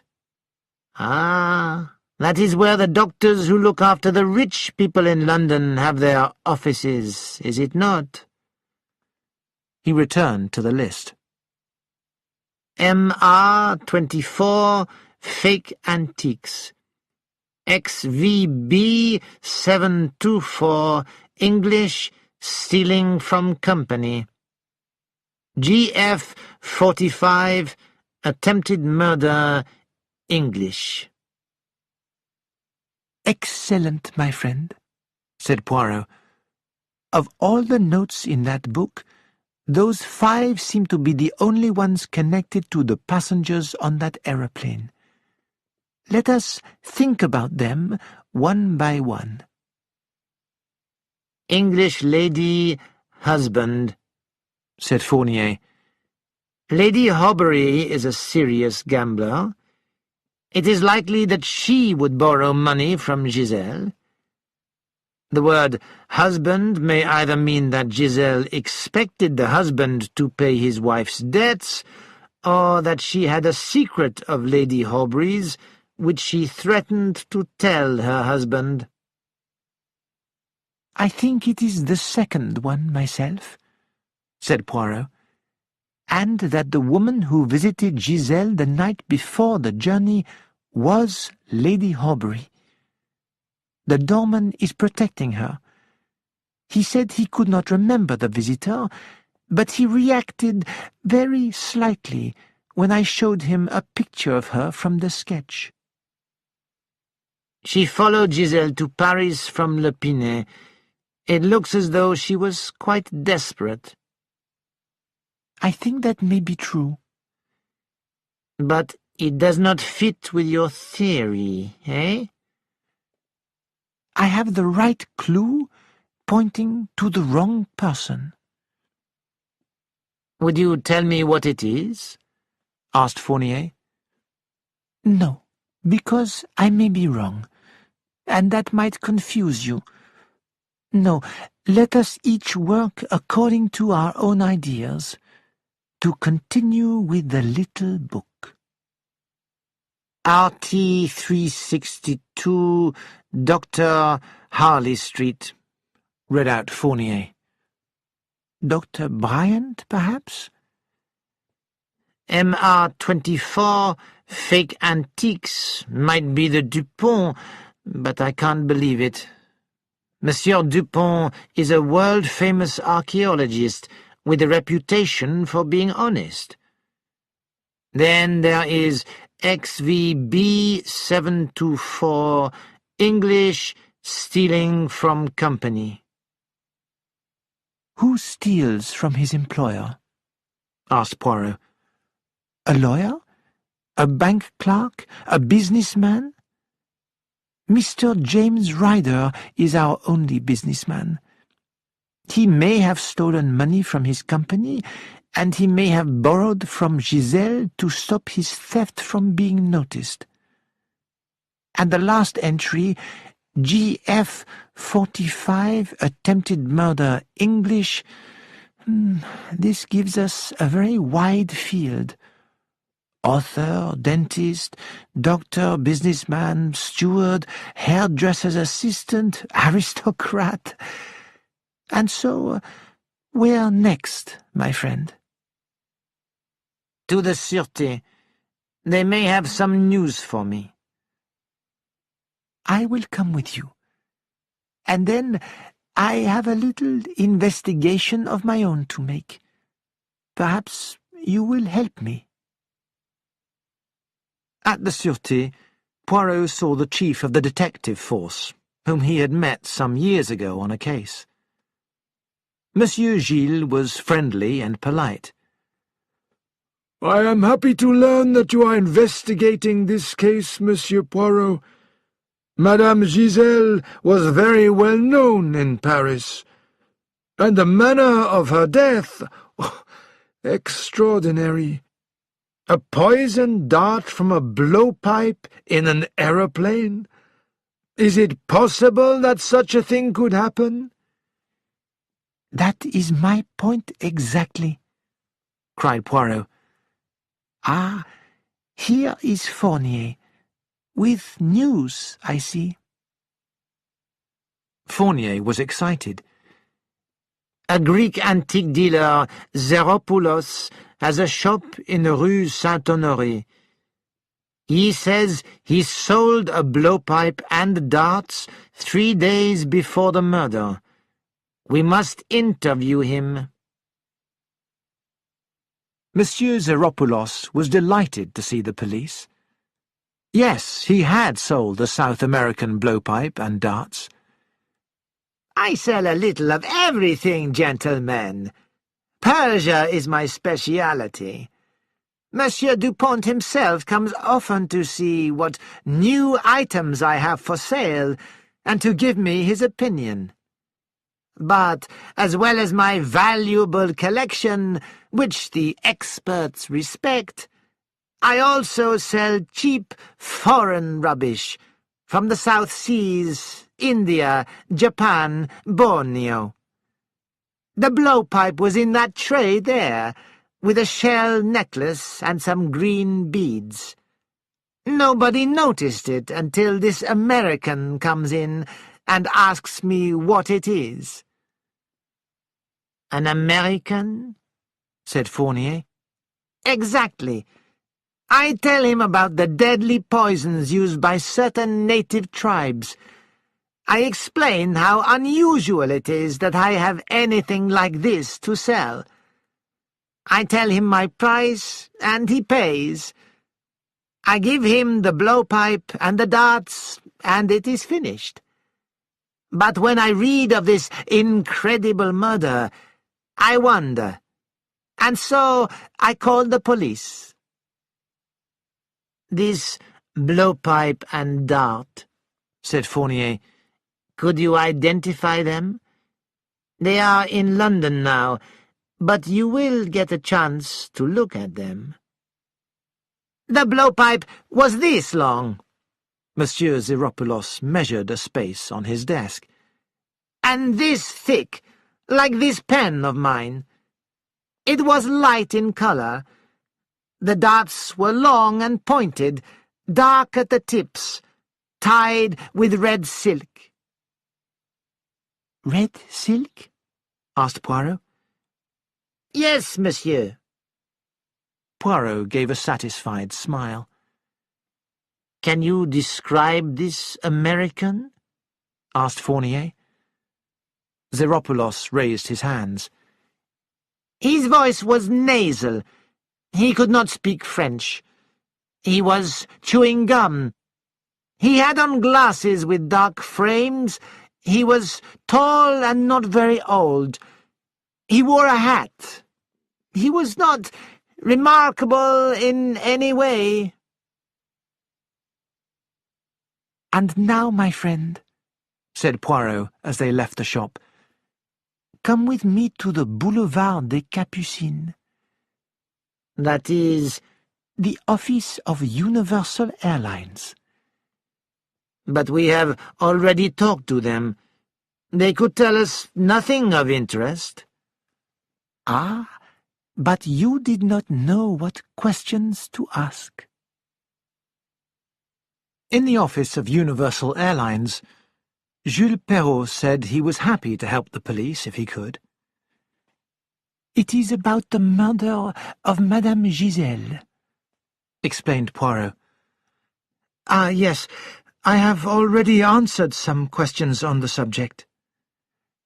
"But it is necessary to have the facts exactly. Now, Madame Giselle booked her seat when?" "By telephone on the 17th. "For the 12 o'clock service on the following day?" "Yes, monsieur." "But I understand that Madame wished for a seat on the 8:45 a.m. service." "Madame's maid asked for the 8:45 service, but that service was booked up, so we gave her a seat on the 12 o'clock instead." "I see. But that is strange, because a friend of mine went to England on the 8:45 flight that morning, and the plane was half empty." Fournier looked at Poirot in surprise, but said nothing. "Ah, well, sometimes people do not arrive at the last minute, and so there are empty seats. Sometimes there are mistakes. The people at Le Bourget are not always accurate." A drop of sweat appeared on Perrault's forehead. "Two possible explanations," said Poirot, "but not true. This is a case of murder, Monsieur Perrault. If you keep back any information, it may be very serious for you." Perrault began to shake. "Come," said Poirot. "How much were you paid, and who paid you?" 5,000 francs. I had no idea. I meant no harm. A man came in. He said he wanted to get a loan from Madame Giselle, but he needed their meeting to be accidental. He said it would give him a better chance. He knew she was flying to England on the following day. He asked me to tell her that the early service was full and book her seat number 2 in the Prometheus. I saw nothing wrong. Americans do business in unusual ways." "Americans?" asked Fournier.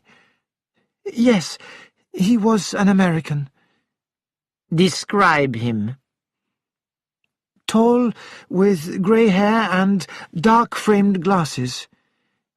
"Did he book a seat himself?" "Yes, monsieur. Seat number 1, next to Madame Giselle." "In what name?" "Silas Harper." "There was no one of that name travelling, and no one sat in number 1. Poirot shook his head gently. "I saw in the paper that there was no one of that name, and so I thought there was no need to mention the matter, since this man did not go by the plane." Fournier looked at Perrault coldly. "You have hidden important facts from the police. This is a very serious matter." On the pavement outside the office, Fournier removed his hat and bowed. "Congratulations, Monsieur Poirot. What gave you this idea?"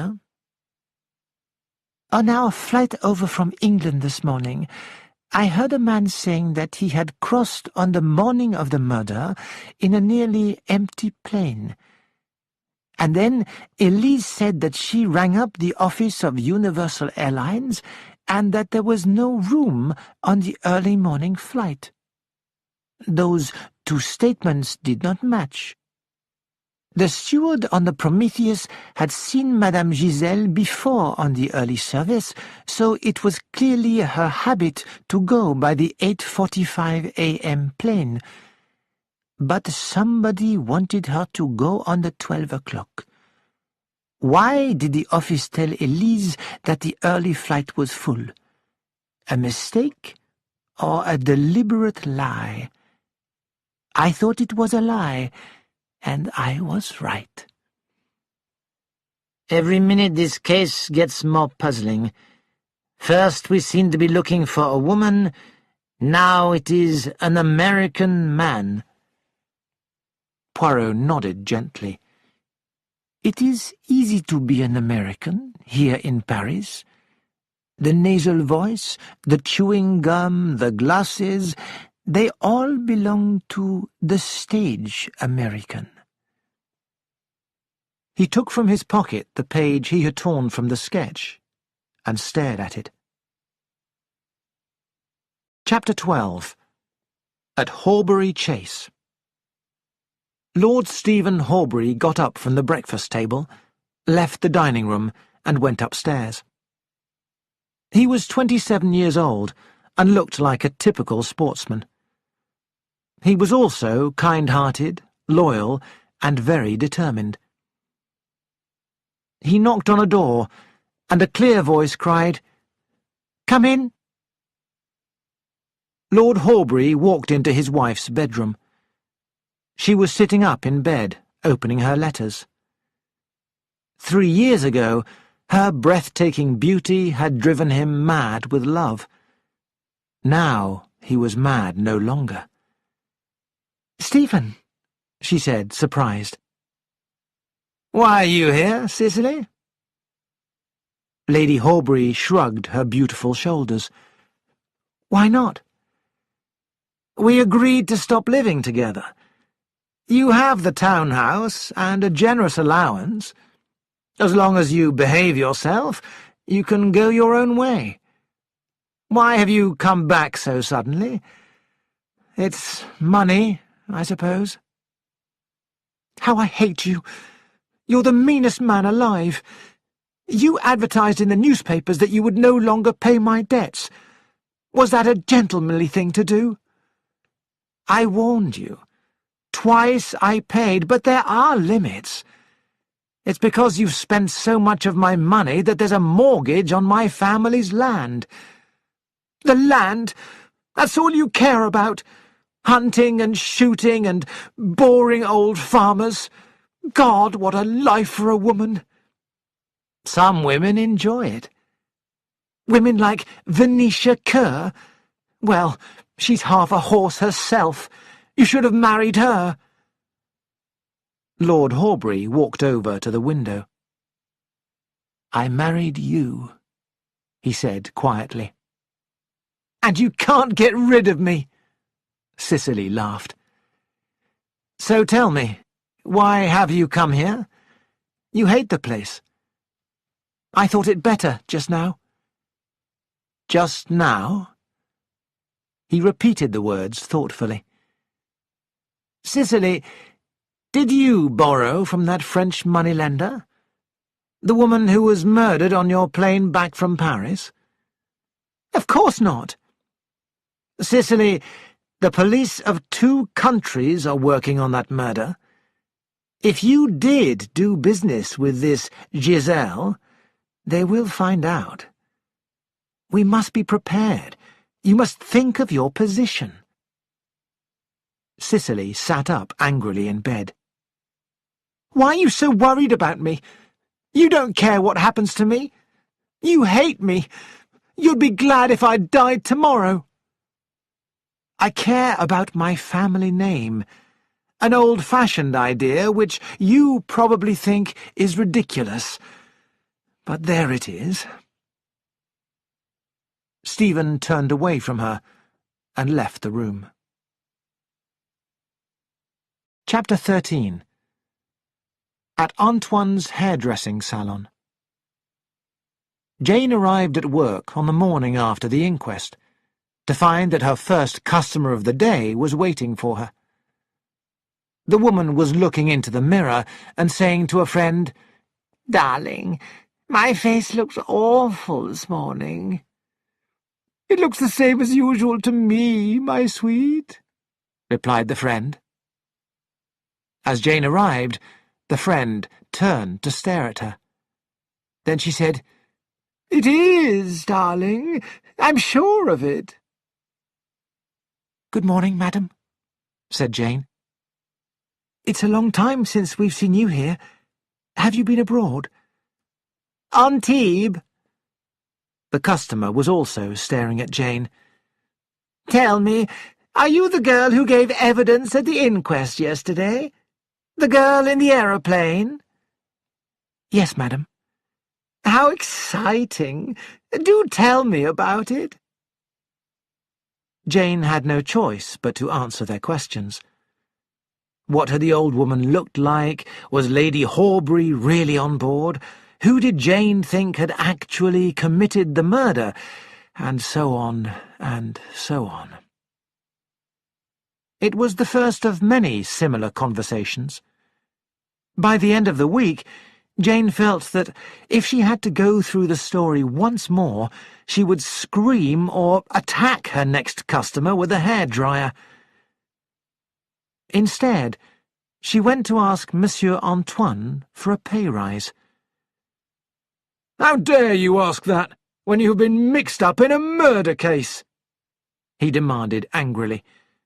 "Many employers would have dismissed you immediately." "Nonsense," said Jane. "People are coming here because of me. If you want me to leave, I'll go and get what I want from Henri's or the Maison Richer." Monsieur Antoine agreed, unwillingly, to Jane's demands.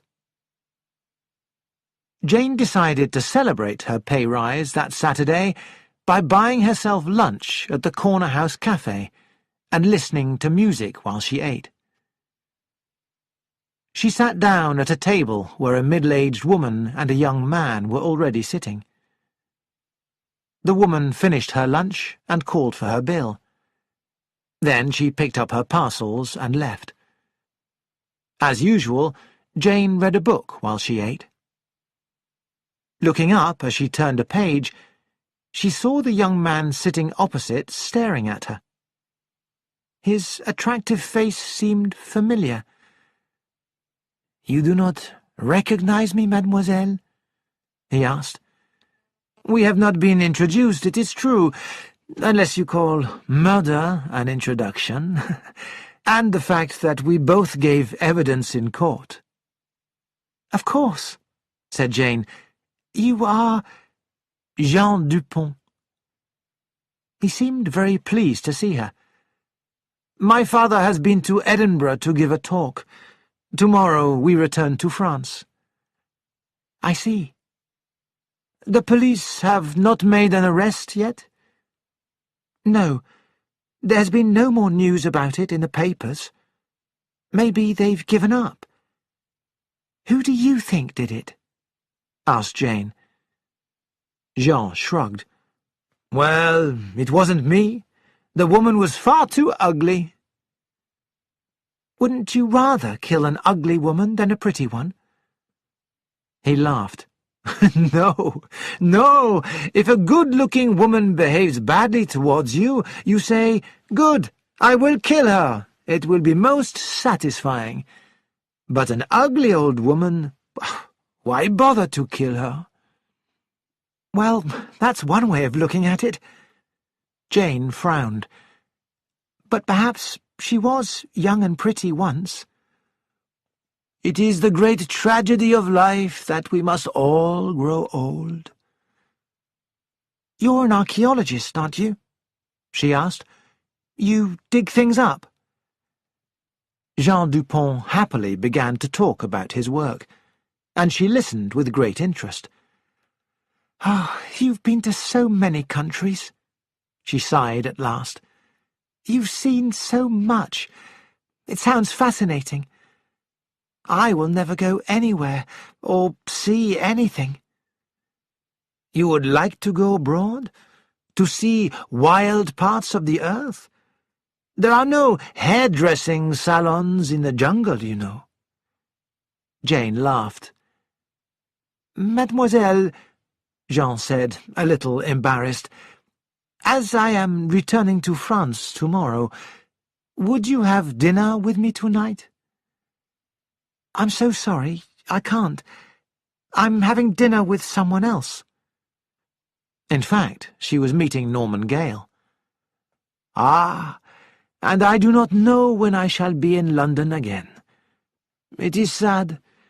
I hope I shall see you again, very much," he said, and sounded as though he meant it. Chapter 14. The Shadow of Suspicion. "There, that's over," said Norman Gale, as he finished filling the woman's tooth. "And you'll come back next Tuesday so I can do the other fillings." His patient explained that she was going abroad suddenly and must cancel her next appointment. She would let him know when she got back. Then she hurried out of the surgery. "Well," said Gale, "that's all for today." "Lady Higginson rang up to cancel her appointment next week," said Nurse Ross, "and Colonel Blunt can't come on Thursday." Every day it was the same. Cancelled appointments, excuses, "I've got a cold, I'm going away." Norman had seen the panic in his last patient's eye as he reached for the drill. He could hear her thinking, "He was in that aeroplane when that woman was murdered. You do hear of people going mad and committing crimes for no particular reason. It isn't safe. Murderers look the same as other people, I've heard." "I'm afraid it will be quiet next week, Miss Ross," he sighed. "Well, you need a rest. You've been working so hard." The telephone rang, and she left the room to answer it.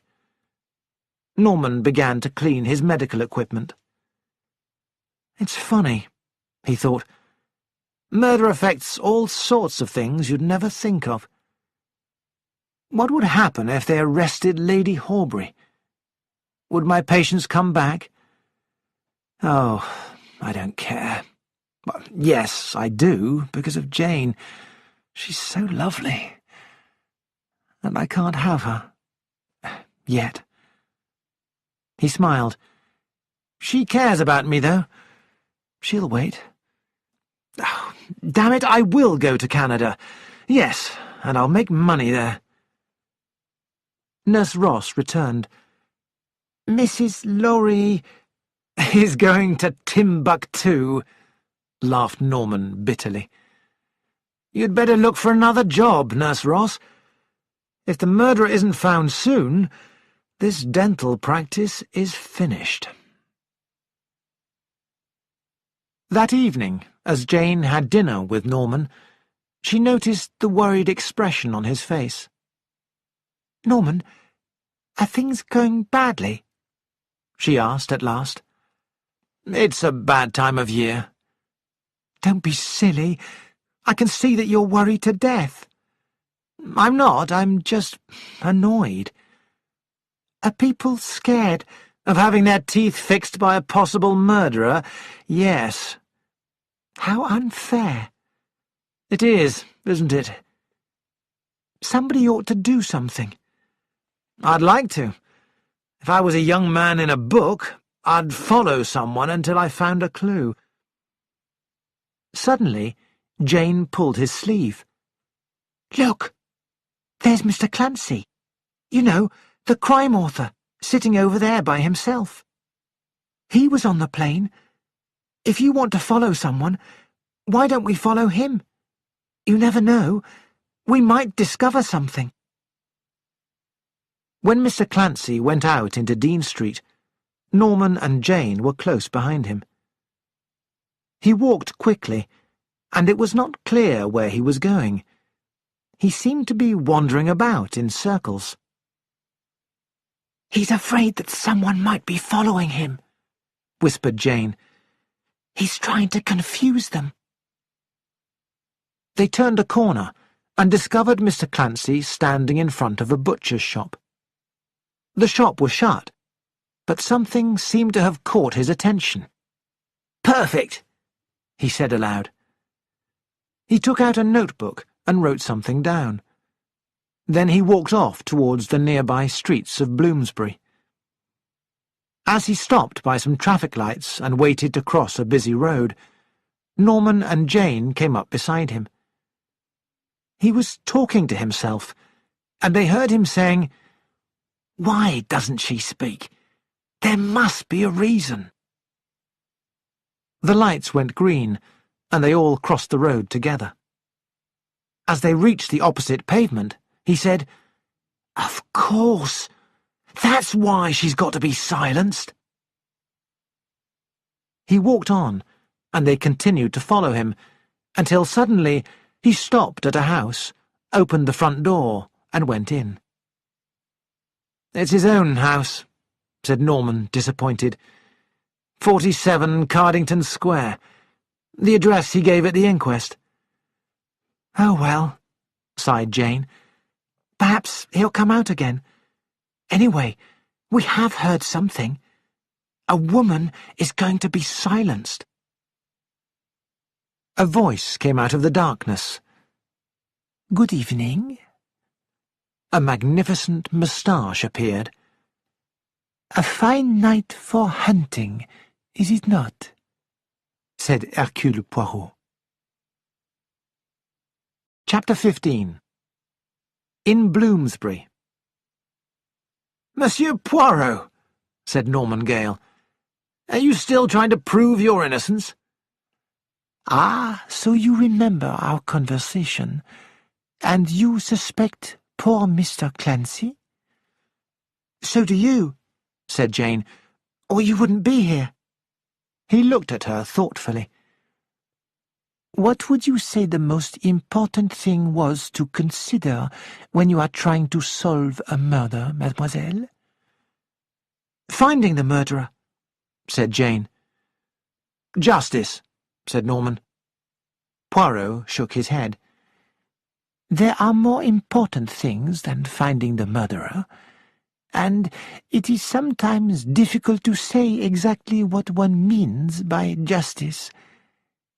I believe the important thing is to clear the innocent of any blame, because until one person is proved guilty, everyone else connected with the crime will suffer." "How true that is," said Norman. Jane said, "We both know it." Poirot looked at them. "I see you have been finding that out for yourselves. Now, as we are looking for the same answers, let us join together. I am going to visit Mr. Clancy. I suggest that mademoiselle comes with me. She can pretend to be my secretary. Here, mademoiselle, is a notebook and a pencil. We shall meet Mr. Gale in an hour's time at the restaurant Monseigneur. We will compare notes then." "Right," said Norman. Poirot walked up to the door and rang the bell. Jane followed him nervously, holding the notebook. The door was opened by an elderly woman dressed in black. Poirot said, "Mr. Clancy?" The woman beckoned them inside. What name, sir? Hercule Poirot. She led them upstairs into a room on the first floor. Mr. Hercule Poirot, she announced. The room was very untidy. The floor was covered with piles of paper, cardboard files, bottles of beer, books, cushions, cups and plates, and a large number of fountain pens. In the middle of the mess, Mr. Clancy was trying to put a roll of film into a camera. He looked up at his visitors and put down the camera. Then he came forward to shake Poirot's hand. "I'm very glad to see you." "You remember me, I hope?" said Poirot. "And my secretary, Miss Grey. We were also passengers on the aeroplane from Paris on that terrible day." "How do you do, Miss Grey?" Mr. Clancy shook hands. "Of course I remember you, Monsieur Poirot. I didn't know Miss Grey was your secretary. I thought she worked in a hairdressing salon." "As my secretary, Miss Grey sometimes has to take on undercover work. You understand? secret work. Of course. I forgot you're a private detective. Do sit down, Miss Grey. No, not there. I think there's orange juice on that chair. And you sit here, Monsieur Poirot. Would you like some beer? Thank you, no. Mr. Clancy sat down himself and looked at Poirot. You come to talk about the murder of Giselle. An amazing case. A blowpipe in an aeroplane. An idea I have used myself, as I told you. It was a shocking event, but I must say, Monsieur Poirot, that I found it rather exciting. The crime interested you professionally, Mr. Clancy? Exactly. And you would think that the police would understand that. But no. When I try to help them solve the case by describing my own blowpipe, they decide to suspect me. It does not seem to affect you very much, smiled Poirot. Ah, but you see... Mr. Clancy leaned forward. I'm putting Inspector Japp into my next book. You are lucky, monsieur, said Poirot. As a writer, you have the power of the pen over your enemies. I'm writing a story about this murder. I shall call it The Airmail Mystery, and I shall include all the real passengers as characters. I believe it will be a great success. Won't you get into trouble? asked Jane. Mr. Clancy turned to her. No, no, dear lady. If I were to make one of the passengers the murderer, well, yes, they could probably fight me in the law courts. But I have a completely unexpected solution in the last chapter.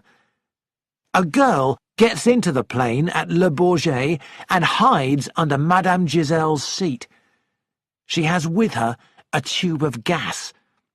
She opens it, and everybody becomes unconscious for 3 minutes. She comes out from under the seat, fires the poison dart, and jumps out of the plane with a parachute. Why doesn't she become unconscious from the gas too? asked Jane. She's wearing a gas mask, said Mr. Clancy. And she lands in the sea? No, on the French coast. But nobody could hide under a seat. There wouldn't be room. There will be room in my aeroplane. And the motive of the lady? asked Poirot. I haven't decided. Probably Giselle was blackmailing the girl's lover, and so he killed himself. She wants revenge. And how did she get hold of the poison? That's the really clever part, said Mr. Clancy. The girl's a snake charmer, and she gets the poison from one of her snakes. But good heavens, said Hercule Poirot. What drama! You can't be too dramatic, said Mr. Clancy. After all, you don't want a detective story to be like real life. The murders in the papers are so boring. Come, monsieur, would you say that our little murder is boring? Well, no. In fact, sometimes I can't believe it really happened. Monsieur Clancy, said Poirot, you are a very clever man. The police have not asked your advice, but I would like to. Mr. Clancy's face went pink with pleasure. That's very nice of you. I would be most interested to know who you believe committed the crime. If you had to make a guess, who would you choose? Oh, one of the two Frenchmen, I suppose. She was French, after all, and they were sitting quite close to her. It depends so much on motive, said Poirot thoughtfully. And I believe that's a little difficult in this case. There's a daughter who inherits a fortune, I've heard. But anyone on board who owed Madame Giselle money would also benefit, because now they won't have to pay it back. True. And there are other possibilities. What if Madame Giselle knew of something, attempted murder, shall we say, by one of those people? Attempted murder? Said Mr. Clancy. That's a very strange idea. In cases like this, one must think of everything. Ah, but it's no good thinking. You've got to know. You are very right. Now, this blowpipe, you bought it, you say, at a shop in the Charing Cross Road. Can you remember the name of that shop? I ask because I wish to buy one and make a little experiment. Well, it might have been Absalom's or Mitchell and Smith. I don't know, but you may not find one. They don't keep sets of them, you know. I can try. Miss Gray, would you kindly write down those names? Jane opened her book and made a note of them. And now, said Poirot, I have taken up enough of your time. I will leave with 1,000 thanks for your assistance.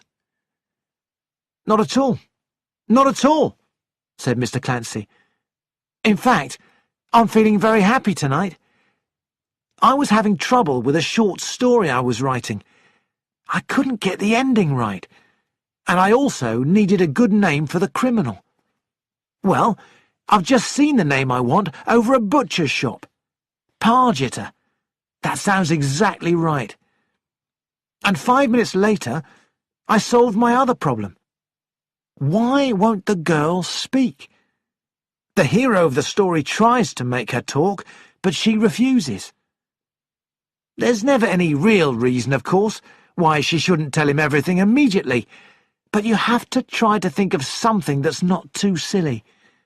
And it has to be something different in every book. He smiled gently at Jane.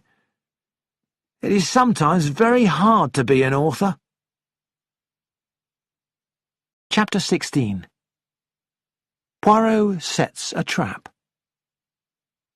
Norman Gale was waiting for Poirot and Jane at the restaurant. "Well?" he asked, when they had chosen their food from the menu. "How did you get on?" Miss Gray, said Poirot, has proved herself to be the super-secretary. "I didn't do much," said Jane. "Did you really want those addresses?" They might be useful, although the blowpipe found in the plane was bought in Paris by an American gentleman.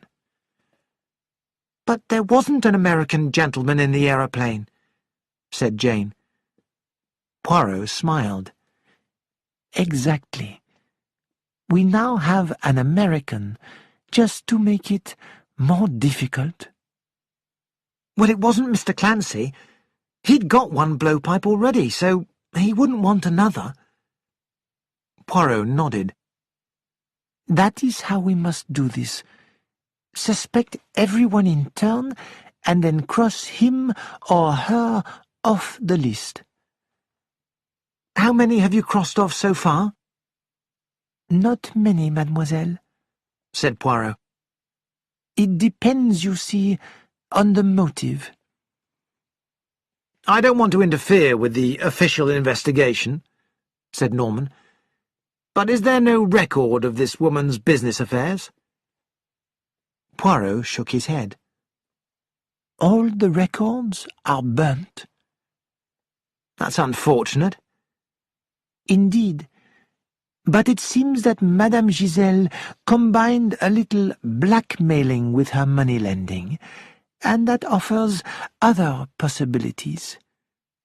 Let us say, for instance, that Madame Giselle knew that someone had tried to commit a murder. Is there any reason to suspect that? Why, yes, there is. It is one of the few pieces of clear evidence that we have in this case. He sighed. Well, let us talk of other things. For instance, of how this tragedy has affected the lives of you young people.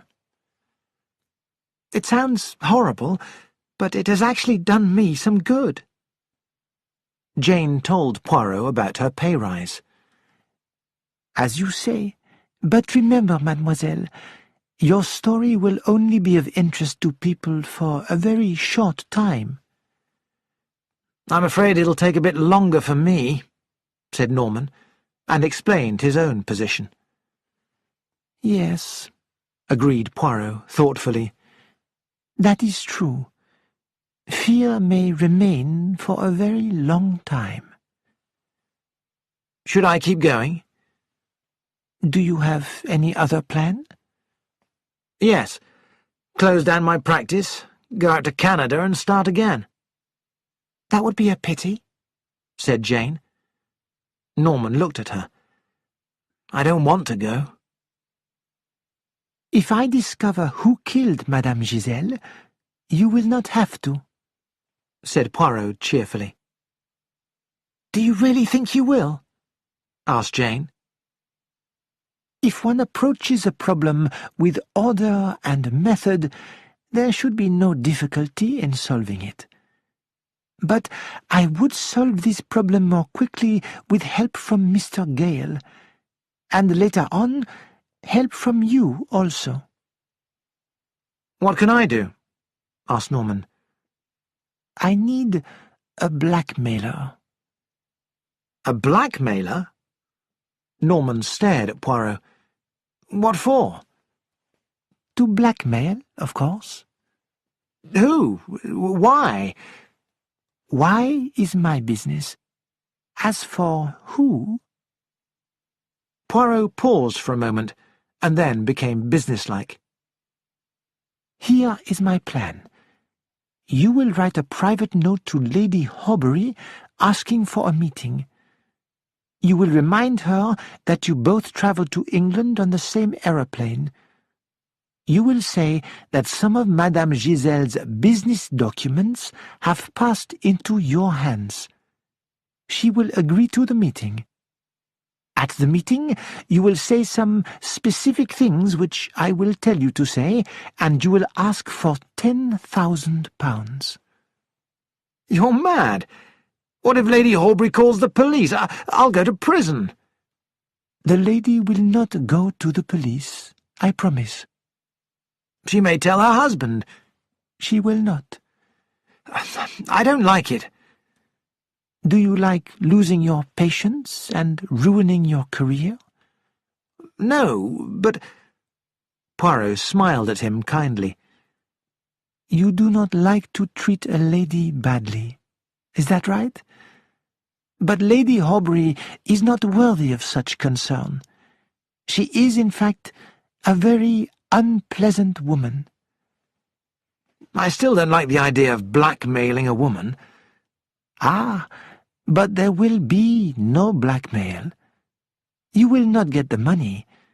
You have only to produce a certain effect. And then I will step in. All right, sighed Norman. I'll do it.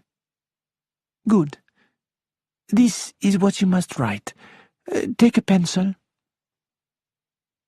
Poirot dictated the letter slowly.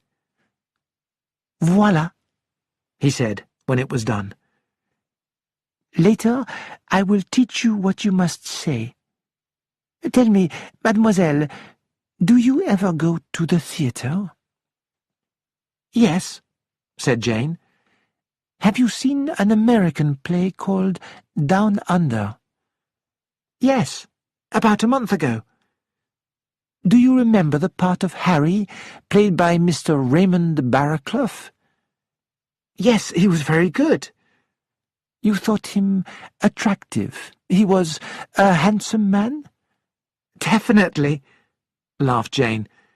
But he's a good actor, too. I must go and see him. Jane looked puzzled. "You do jump about between subjects, Monsieur Poirot." "No, I work with order and method. I assume nothing. I test each suspect in turn to decide if I shall keep them on my list or remove them." "Is that what you're doing?" Jane thought for a moment. "I see. You've tested Mr. Clancy, and you've tested us, and you've taken us all off your list?" She suddenly saw it.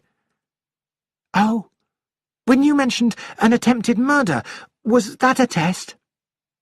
"Yes, mademoiselle. I mentioned attempted murder, and I watched Mr. Clancy, I watched you, and I watched Mr. Gale. Not one of you reacted to my suggestion in any way, not even by the blink of an eye. I could not be deceived on that point. A murderer can prepare himself to deny any accusation that he already knows about, but that entry in a notebook could not have been known to any of you. So I am satisfied." "What a clever man you are, Monsieur Poirot," said Jane. "I shall never know why you were saying things." "That is simple. I want to find out things." "I suppose you've got very clever ways of finding out things?" "There is only one really simple way." "What is that?" "To let people tell you." Chapter 17. In Wandsworth. Henry Mitchell, who had been the senior steward on the flight from Le Bourget, was just sitting down to supper with his wife when Monsieur Poirot came to see him. Poirot insisted that the Mitchells should continue with their supper. He sat down in a chair, discussed the weather, and then came to the reason for his visit. "Scotland Yard, I fear, is not making much progress with the murder case," he said. Mitchell shook his head. "How can they, sir, if none of the people on the plane saw anything?" "Henry's been so worried about it," added his wife. "He can't sleep at night." "I feel so guilty, sir. I should have noticed that the lady was dead when I first took round the bills." "It would have made no difference," Poirot assured him. "Inspector Japp has asked me again and again if anything unusual happened on the way over. I'm worried that I've forgotten something, but I know I haven't." "There's one thing I would like to ask you, Monsieur Mitchell," said Poirot. "Was everything on Madame Giselle's table in the correct place?" "When I found her?" "Yes, the spoons, the forks, the salt pot, and so on." "Yes, everything had been cleared away except for the coffee cups. I didn't notice anything unusual." "It is of no importance. I must also speak with Mr. Davis." "He's working on the 8:45 a.m. service now, sir." "Has this business upset him much?" "He's young, sir. I think he's enjoyed the excitement. People have been buying him drinks and asking to hear about it." "Does he have a young lady? No doubt his connection with the crime would be exciting to her." "He's seen the landlord's daughter at the Crown and Feathers pub. But she's a sensible girl. She doesn't approve of being mixed up with a murder." "She is very wise," said Poirot, rising to his feet. Poirot found Davis at the Crown and Feathers and asked him the same question. "In the correct place, sir?" said Davis. "You mean tidy?" "I mean, was there something missing from the table, or something present that would not usually be there?" Davis said slowly, "There was something. I noticed it when I was clearing up. after the police had gone. But I don't suppose that's what you mean. The dead lady had 2 coffee spoons in her saucer. Well, it happens sometimes when we're serving in a hurry. I noticed it because there's a saying that 2 spoons in a saucer means a wedding. Was there a spoon missing from anyone else's saucer? Not that I noticed, sir. Chapter 18. In Queen Victoria Street. Poirot's next inquiry was at the Ellis Vale Cement Company, where James Ryder asked his assistant to show the visitor in. "Forgive me for disturbing you," said Hercule Poirot. "It is about the death of Madame Giselle." "Well, what about it? Sit down, won't you? The inspector was round here a few days ago, sticking his nose into my business," Ryder said bitterly. "I have my reputation to think of. I'm in a difficult situation, because I was sitting just in front of that woman. If I'd known she was going to be murdered, I wouldn't have taken that flight at all. I don't know, though. Perhaps I would." He looked thoughtful. "Has good come out of evil?" smiled Poirot. "Well, I made a nice sum of money from talking to the newspaper reporters." "The money was perhaps particularly welcome, since you failed to get a loan in Paris." "How did you know that?" demanded Ryder. "It's true, but I don't want people to hear about it." "I can keep a secret, I promise you." "So, what did you want to see me about?" "It is delicate. I have learned that, although you denied it, you did do some business with this woman Giselle." "That's a lie. I never saw the woman. I'd never get mixed up with those high-class moneylenders. They prefer to lend to rich women with gambling debts." Poirot rose. "I apologize. There must be some mistake." Ryder had passed his test. As he left, Poirot crossed another suspect off his list. Chapter 19. Enter and exit Mr. Robinson. Lady Horbury sat in her bedroom in Grosvenor Square and read the letter for the 4th time. "Dear Madam, I have inherited some documents which used to belong to Madame Giselle. If you or Mr. Raymond Barraclough are interested, I would be happy to visit you to discuss them. Or perhaps you would prefer me to talk to your husband. Yours truly, John Robinson." "Damn that lying Frenchwoman," thought Lady Horbury. She had sworn that she would protect her clients if she died suddenly. She would have to see the man, of course, find out what he knew, though she had no money to offer him. Quickly, she wrote a reply. "Lady Horbury will see Mr. Robinson at 11 o'clock tomorrow morning."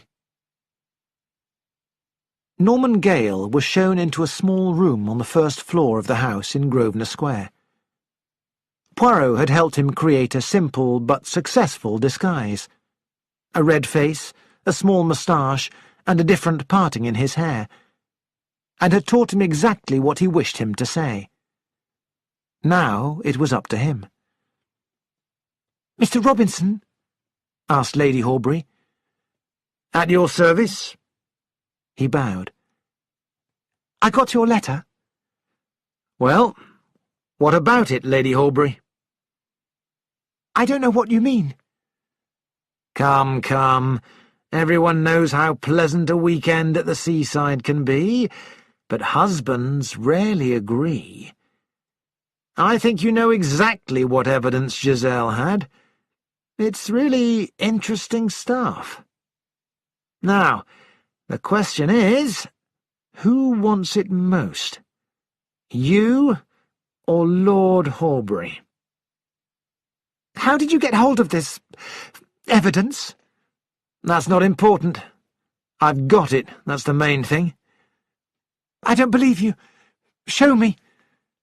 Oh, I didn't bring anything with me. I'm not that stupid. If we agree to do business, I'll show you the stuff before you hand over the money. That's fair. How much? £10,000. Impossible. Oh, it's wonderful what you can do if you try. I'll give you 2 days to think about it. I can't get the money, I'm telling you. Norman sighed. Well, perhaps it's only right Lord Horbury should know what's been going on. But remember that a woman who divorces her husband does not get any of his money.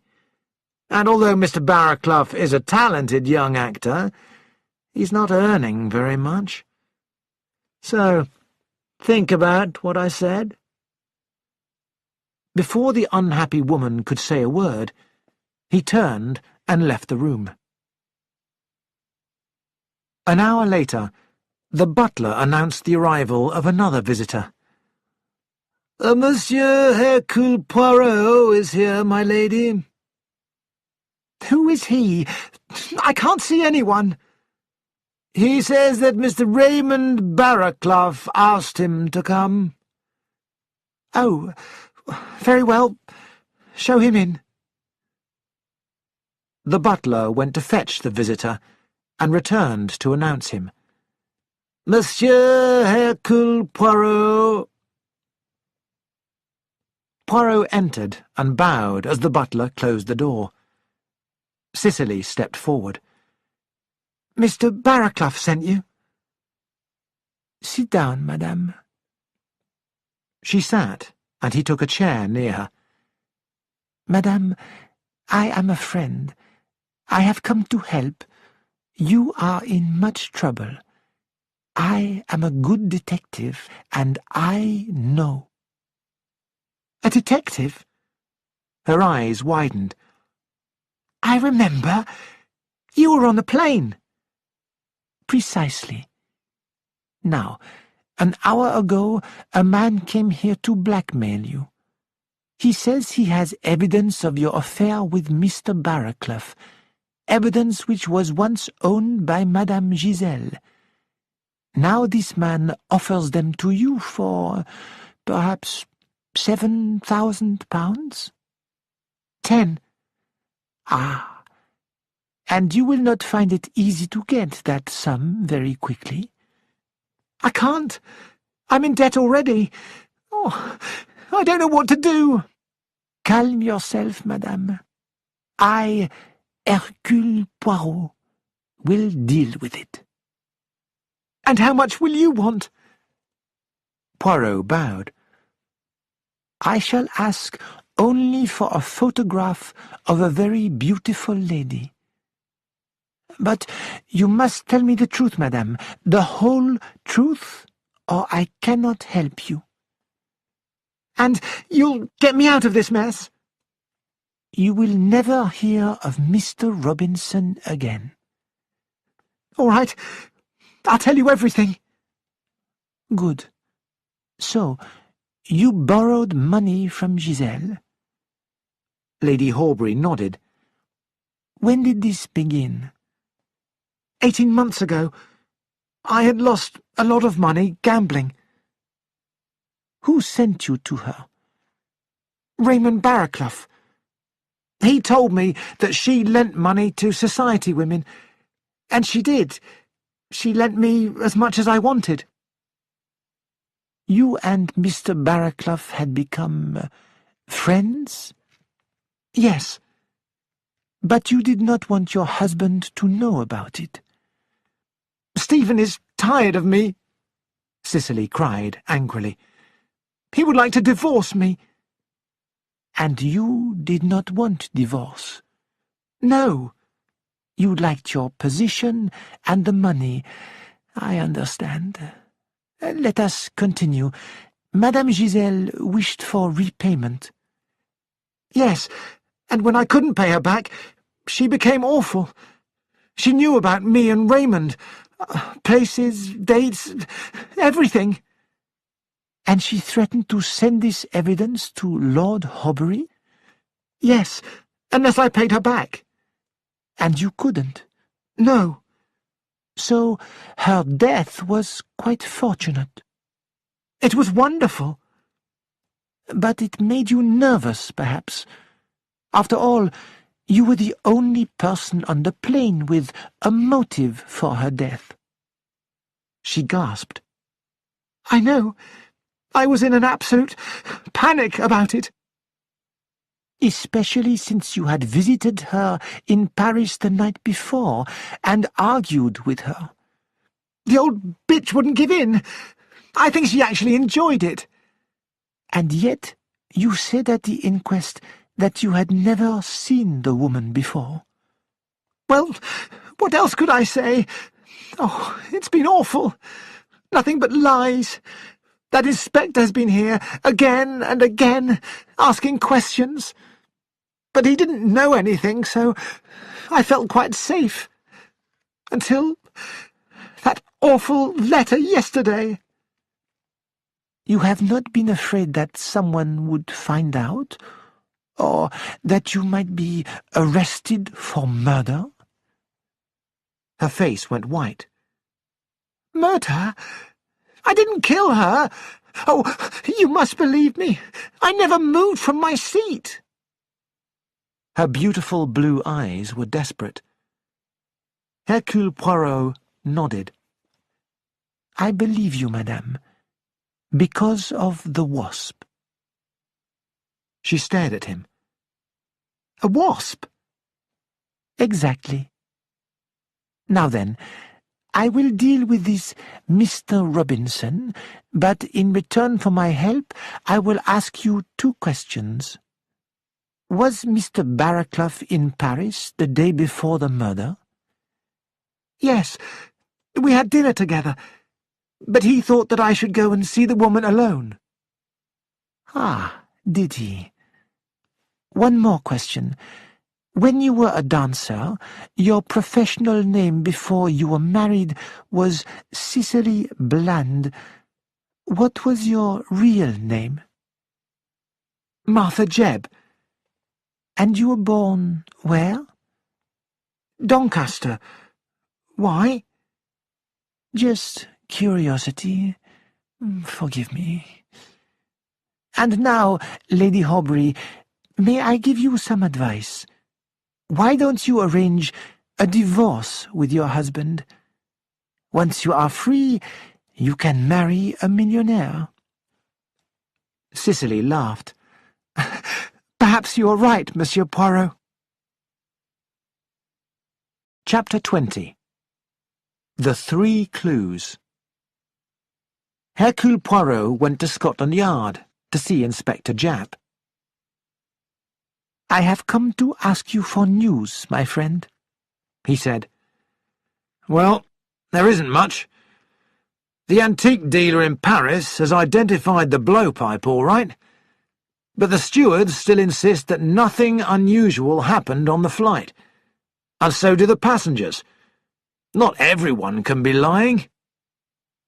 Who do you think did it? Well, there are rumours about Dr. Bryant and one of his patients, a pretty woman with a nasty husband. Ryder tried to get a loan in Paris and failed. His company was in real trouble a week or 2 ago, but seems to be recovering now. Clancy's got something on his mind, but I can't find a motive. And I can't get a word out of Lady Horbury. The whole thing is a mess. I suppose you've got it all solved? No, there is still far to go, but I have made a little chart. Poirot took a paper from his pocket. My idea is this.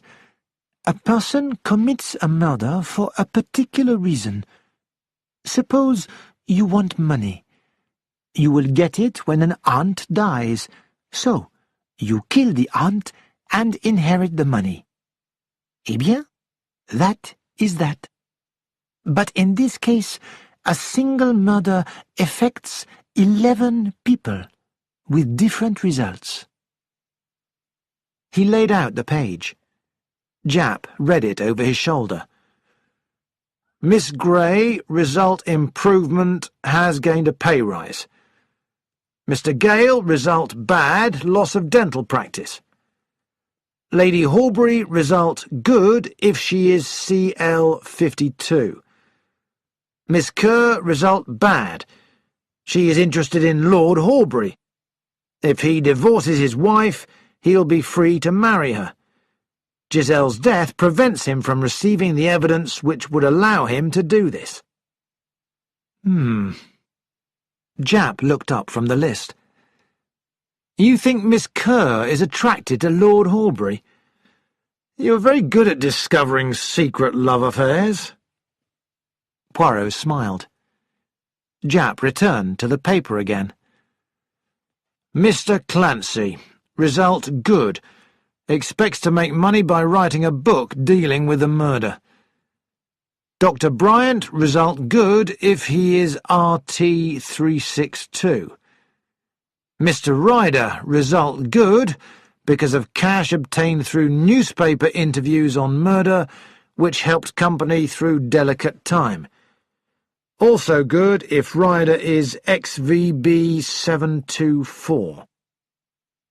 Monsieur Dupont, Jean Dupont, Mitchell, Davis, result unaffected. Mr. Clancy, Miss Gray, Mr. Ryder, and Lady Horbury all benefit from the death of Madame Giselle, said Poirot. Mr. Gale and Miss Kerr lose because of it. 4 people are unaffected, and Dr. Bryant is either unaffected or gains something if he is RT362. And so we must continue the hunt. The most interesting thing about this case is the personality of the dead woman. A woman without any personal life. A woman who once loved and suffered and then walked away to begin her life again. Is there a clue in her past? Perhaps. Well, we certainly need it. There aren't any clues in this case. Oh yes, there are, my friend. We have the clue of the wasp, the clue in the passenger's baggage, the clue of the extra coffee spoon. A coffee spoon? Madame Giselle had 2 spoons in her saucer. That's supposed to mean a wedding. In this case, it meant a funeral. Chapter 21. Jane takes a new job. Norman, Jane, and Poirot met for dinner on the night after the blackmailing incident. Norman was pleased to learn that Poirot no longer needed Mr. Robinson. He is dead, the good Mr. Robinson. Poirot raised his glass. Let us drink to his memory. What happened? Asked Jane. I found out what I wanted to know. Was she mixed up with Giselle? Yes, but I wanted the full story. And you got it? Yes, I got it. Poirot changed the subject and began to discuss the relationship between a career and life. It is interesting to note, he observed, that most people will find a job to do that truly makes them happy. You might hear a man who works in an office say that he dreams of traveling the world and exploring other countries. But you will usually find that he is perfectly happy to read books about such adventures, while preferring to work in the safety and comfort of an office. I disagree, said Gale. I'm a dentist by chance, not choice. My uncle was a dentist and wanted me to work for him, but I wanted to see the world. I gave up dentistry and went to work on a farm in South Africa. But it didn't work out. So I had to accept the old man's offer and come back to set up business with him. And now you are thinking of giving up dentistry again and going off to Canada? Well, this time I shall be forced to do it. Nothing's forcing me to travel, said Jane sadly. I wish it would. Eh bien, said Poirot, I go to Paris next week, and you can take the job of my secretary. I will give you a good salary. Jane shook her head. Antoine's is a good job. So is mine. Yes, but it's only temporary. I will get you another job of the same kind. No thanks. Poirot smiled. 3 days later, Poirot's telephone rang. Monsieur Poirot, said Jane, is that job still available? But yes, mademoiselle, I go to Paris on Monday. Can I really come? Yes, but what has happened to make you change your mind? I lost my temper with a customer. She was an absolute... Well, I can't say what she was, but I told her exactly what I thought of her. So I lost my job. And I'd like to come to Paris with you. Good. Poirot and Jane travelled to Paris by boat and train. On the way, he told her about his plans. There are several people in Paris that I have to see. Maître Thibault, Monsieur Fournier, and the 2 Duponts. Now, mademoiselle, whilst I am talking to the father, I shall leave the son to you. You are very charming, and I expect that Monsieur Jean will remember you from the inquest. I've seen him since then, said Jane, and she told Poirot about the meeting in the corner house. Poirot smiled. He attracts you, this young man? He is good-looking, eh? Jane laughed. That's not how I would describe him. He's very sweet. 2 days later, Poirot and his secretary had dinner with the 2 Duponts. Jane found Jean just as friendly and easy to talk to as he had been in London, while Poirot and Monsieur Dupont discussed Persian archaeology. Poirot's interest seemed to be real, and Monsieur Dupont enjoyed himself enormously. He did not often find such an intelligent and sympathetic listener. It was suggested that the 2 young people should go to the cinema. Once they had gone, Poirot's interest suddenly became more practical. I imagine it is hard in these difficult financial days to raise enough money to pay for your trips, he said. Do you accept private donations? My friend, we pray for them. But unfortunately, most people do not care about pottery. They are only interested in paying for archaeological digs that are looking for gold. And yet, the whole of human history can be read through pieces of pottery. Would £500 be of use? Monsieur Dupont nearly fell over. You're offering that to me? To help with our research? It is the biggest private donation we have ever had. Poirot coughed. I would ask one favour. My charming young secretary, could she come with you on your next trip? Monsieur Dupont was surprised. Well, it might be possible. I will have to ask Jean. Mademoiselle Gray is passionately interested in pottery. It is the dream of her life to go on an archaeological dig. Also, she is very clever with a needle and thread, and can sew on loose buttons. Very useful. Yes, is it not?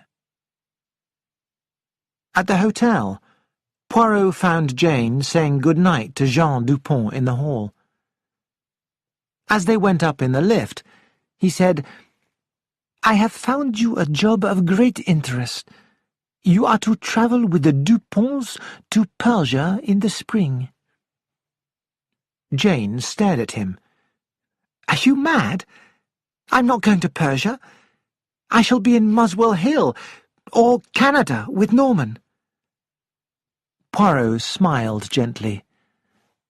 "My dear child, just a possibility. Who knows what may happen between now and then?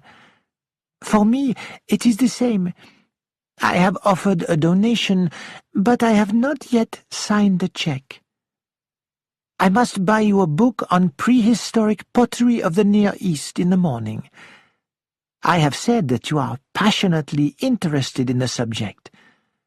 I have also said that you sew on buttons perfectly." Jane sighed. "It's not easy being your secretary, is it?" Chapter 22. Anne Morisseau. At 10:30 the next morning, Monsieur Fournier walked into Poirot's sitting room and shook the little Belgian's hand. "Monsieur, I have at last seen the point of what you said in London about finding the blowpipe." "Ah?" Poirot's face lit up. "Yes." Fournier sat down. "Why was the blowpipe found when it might easily have been passed out through the ventilator? I think now that the blowpipe was found because the murderer wanted it to be found." "Bravo," said Poirot. "That was your meaning, then? Good. So, why did the murderer want the blowpipe to be found?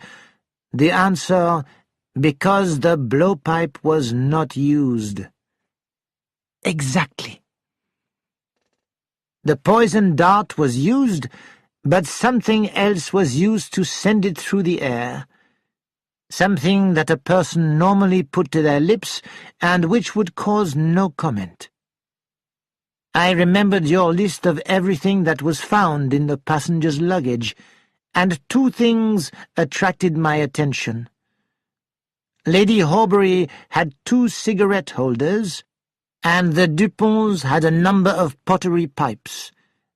Both those things could have been put to the lips naturally without anyone noticing. Am I right?" Poirot hesitated. "You are almost there, but you have forgotten the wasp." Fournier stared at him.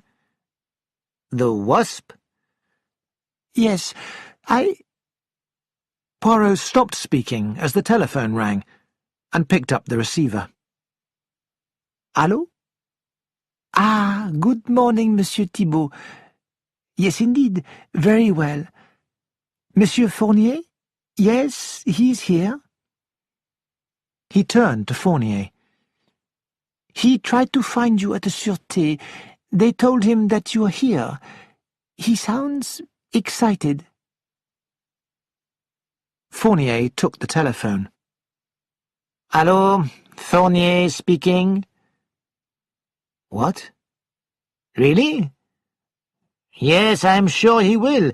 We will come at once." He put down the receiver and looked at Poirot. "Madame Giselle's daughter has arrived from America to claim her inheritance." "What?" "Thibault has asked her to return at 11:30. He asks us to go round and see him." "Certainly. I will leave a note for Mademoiselle Gray." Poirot wrote as follows. "There have been developments. I have gone out. If Monsieur Jean Dupont calls, be pleasant to him. Talk to him of buttons, but not yet of prehistoric pottery. Hercule Poirot. Maître Thibault welcomed Poirot and Fournier with great pleasure, then turned his attention to the question of Madame Giselle's heiress. "I received a letter yesterday," he said, "and this morning the young lady herself visited me." How old is Mademoiselle Morisot? Mrs. Richards, she is married now, is 24 years old. Did she bring documents to prove her identity? Asked Fournier. Certainly.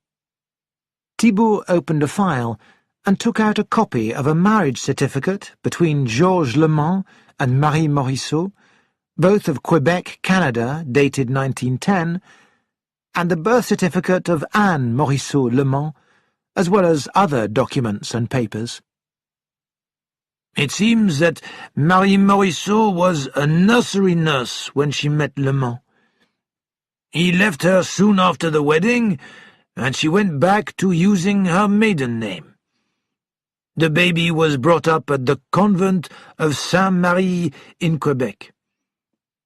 Marie came to France soon afterwards. She sent money back to Canada for the child from time to time. How did Anne discover that she was the heiress to a fortune? We advertised in the newspapers. The head of the convent saw one of these advertisements and sent a telegram to Mrs. Richards, who was in Europe, but was about to return to the States. Who is Mr. Richards? I understand that he is an American from Detroit and makes surgical instruments. He did not come to Europe with his wife? No, he stayed in America. Can Mrs. Richards suggest any possible reason for her mother's murder? The lawyer shook his head. She knows nothing about her. In fact, she did not even remember her mother's maiden name. It looks as though she is not going to be of any help in solving the murder, sighed Fournier. The door opened, and a secretary announced, "The lady has returned." "Ah," said Thibault. "Come in, Madame Richards. May I present Monsieur Fournier of the Sûreté, who is in charge, in this country, of the investigation into your mother's death, and Monsieur Hercule Poirot, who is kindly giving us his help." Giselle's daughter was a dark, smartly dressed young woman. She held out her hand to each of the men in turn. "I'm afraid, gentlemen, that I do not feel as a normal daughter would about the matter. I have really been an orphan all my life." She spoke gratefully of Mère Angélique, the head of the convent of Saint-Marie. "She has always been so kind to me." When did you leave the convent, madame? Asked Fournier. "I was 18, monsieur. I went to work for a dressmaker. I met my husband when he was in Nice on business. He came back from the States to Holland, and we were married in Rotterdam a month ago. He had to return to the States before me, but I am now about to rejoin him." Anne Richards's French was fluent and relaxed. "How did you hear of the tragedy?" "I read about it in the papers, but I did not know that the victim was my mother. Then I received a telegram from Mère Angélique, giving me the address of Maître Thibault and reminding me of my mother's maiden name." It was clear that Mrs. Richards knew nothing about her mother's life or business affairs. Having written down the address of her hotel, Poirot and Fournier left Maître Thibault's office. "You are disappointed, my friend," said Fournier. "Did you suspect that the girl might not really be Giselle's daughter?" Poirot shook his head. "No, but I have seen her before. I wish I could remember where. Or her face reminds me of someone." "You have always been interested in the missing daughter?" "Naturally." Poirot raised his eyebrows. "My friend, a very large fortune passes to this girl. From the beginning, I thought she might be involved. Miss Venetia Kerr is of a well-known family, but ever since Madame Giselle's maid, Elise, suggested that the father of Madame Giselle's child was an Englishman, I have wondered about the two other women on the plane. I thought one of them might be this daughter. They were both about the right age." As they entered Poirot's hotel, a man standing at the reception turned towards them and smiled. "Monsieur Poirot!" Poirot went forward to shake his hand. "Dr. Bryant, are your patients managing to do without you for a while?" The doctor smiled tiredly. "I have no patients now. I have given up my job, Monsieur Poirot. I love being a doctor, and I am sorry to leave my profession, but there is a lady, a patient of mine, who I love very much. She is very unhappy in her marriage, but she has no money of her own, so she cannot leave her husband. For some time I didn't know what to do, but now I have made up my mind, and we are on our way to Kenya to begin a new life. I hope that at last she may know a little happiness. She has suffered so much. I'm telling you, Monsieur Poirot, because soon everyone will hear the news, and I wanted you to be the first to know about it." "I understand," said Poirot. "My best wishes for your future, Monsieur le Docteur, and for that of Madame." Dr. Bryant walked off, and Poirot turned to the desk and asked the receptionist to book a long-distance telephone call to Quebec. Chapter 23. A Broken Fingernail. "What now?" asked Fournier. Poirot looked round. "Ah, here is Mademoiselle Jane. I suggest that you go and begin lunch. I will join you as soon as I can." As Fournier and Jane sat down in the dining-room, she asked, "So, what is Anne Morisseau like?" "Medium height, dark, with a pointed chin. And she is married." "Was her husband there too?" "No, he is in America." Fournier told Jane all about Anne Richards. Poirot joined them as he was finishing the story. "Well, my friend?" asked Fournier. "I spoke to Mère Angélique. She confirmed that Mrs. Richards was brought up at her convent. The mother left Quebec with a French businessman. She sent money for the child regularly, but never suggested a meeting. Anne Morisseau left the convent 6 years ago to become a lady's maid. In that position, she travelled to Europe. She wrote to Mère Angélique twice a year. When she saw a report of the inquest in the paper, Mère Angélique realized that this Marie Morisseau was probably the same Marie Morisseau who had lived in Quebec." "What happened to Giselle's husband?" asked Fournier. "His name was Georges Lemont, and he was killed in the early days of the war." Poirot paused, and then said suddenly, "What did I say? Not in my last comment, but the one before. I believe it was something relevant." He sighed. "Ah, well, it is of no importance." As Jane picked up her bag and gloves at the end of the meal, she gave a little cry of pain. "What is it, mademoiselle?" asked Poirot. "Oh, nothing," she laughed. "Just a broken nail. I must file it."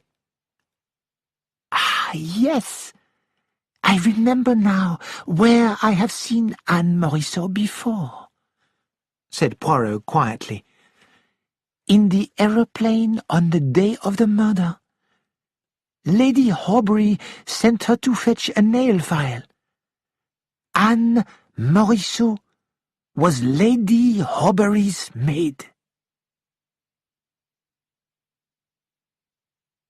Chapter 24. I Am Afraid. Anne Morisot had been at the scene of the crime. Poirot closed his eyes tightly. "So, I must see how this changes my thoughts on the case." "I remember her," said Jane. "A tall, dark girl. Lady Horbury called her Madeleine. She sent her to the end of the plane to fetch her a nail file." "You mean," said Fournier, "this girl went past the seat where her mother was sitting?" "Yes." "Motive and opportunity. Yes, it is all there." Fournier banged the table with his hand. "But why did no one mention this before? Why was she not included with the other suspects?" "Perhaps because it happened so early. The plane had only just left Le Bourget, and Giselle was alive and well for at least an hour after that." Poirot put his head into his hands. "I must think," he groaned. "Can it be possible that my ideas have been completely wrong?" "My friend," said Fournier, "such things happen. Sometimes one must admit one's mistakes and begin again." "True," agreed Poirot. "Perhaps I thought one particular clue was too important. If I have been wrong, if the item was there just by chance, then yes, I have been completely wrong." "For the moment," said Fournier, "we must not make Anne Morisot suspicious. She does not know that you have recognized her. We know the hotel at which she is staying, and we can keep in touch with her through Thibault. We have identified both opportunity and motive. As for the snake poison, well, the American who bought the blowpipe and bribed Jules Perrault at United Airlines might be the husband, Richards. We have only her word that he is in the States." "Yes, the husband. Ah, wait! Poirot tightened his hands around his head. Then he let go and sat up very straight. If Anne Morisot is innocent, why did she hide the fact that she was Lady Horbury's maid? Anne Morisot has lied. But if my first theory was correct, would that fit with Anne Morisot's lie? It might. But if I am correct, then Anne Morisot should not have been on the plane at all." Suddenly he cried, "Of course! That's it! And it should be simple to find out." He rose from the table. "What now, my friend?" asked Fournier. "I must telephone Lady Horbury in Grosvenor Square. I hope I am lucky enough to find her at home." Poirot was in luck. Lady Horbury was at home. Lady Horbury, it is Hercule Poirot calling from Paris. No, I am not calling about that at all. Can you tell me, please, when you go from Paris to England by air, does your maid usually go with you, or does she go by train? By train. And on that particular day? I see. Yes, I see. Au revoir. Goodbye. Thank you. He replaced the receiver and turned to Fournier. Lady Horbury's maid usually travelled by train and boat. On the day of Giselle's murder, Lady Horbury decided at the last moment that it would be better if Madeleine went by air too. He took the Frenchman by the arm. We must go to her hotel. If I am correct, Anne Morisseau is in great danger. Poirot and Fournier hurried to the hotel where Anne Morisseau was staying. Poirot asked at the reception desk for Mrs. Richards, but he was told that she had left half an hour before. Apparently, an American gentleman had called to see the lady. She had seemed surprised to see him. They had eaten lunch together, and then the lady had her luggage brought down and ordered a taxi to the Gare du Nord railway station. The Gare du Nord, said Fournier, is the station from which you can catch a train to the port of Boulogne. From there, I think she will probably board a boat and sail to England. We must telephone Boulogne and warn them to look for her, and we must also try and find that taxi. At 5 o'clock, Jane saw Poirot coming towards her across the hotel lounge. She was going to complain about being left alone at the lunch table, but she stopped when she saw the expression on his face. What is it? She asked with concern. Ah, life is terrible, mademoiselle, he sighed. When the train arrived in Boulogne, they found Anne Morisseau dead in a first-class carriage. In her hand was a bottle which had contained hydrocyanic acid. Oh, was it suicide? The police think so. And you? Poirot shrugged his shoulders. What else could it be? Chapter 25. After Dinner Speech. Jane and Poirot returned to England. When Norman met Jane at Victoria Station, he told her that the newspapers had reported that a Canadian lady had committed suicide in the Paris-Boulogne Express, but nothing more. There was no mention of any connection with the aeroplane murder.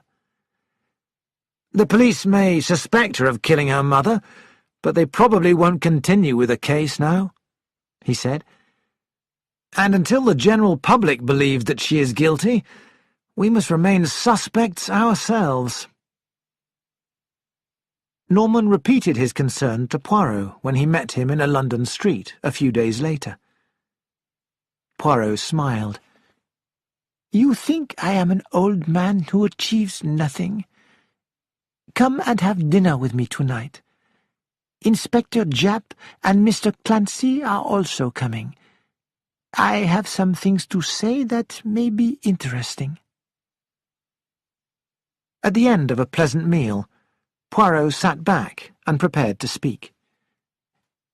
My friends, Mr. Clancy here is interested in the way I work, so I'm going to explain to you all my methods in dealing with this particular case.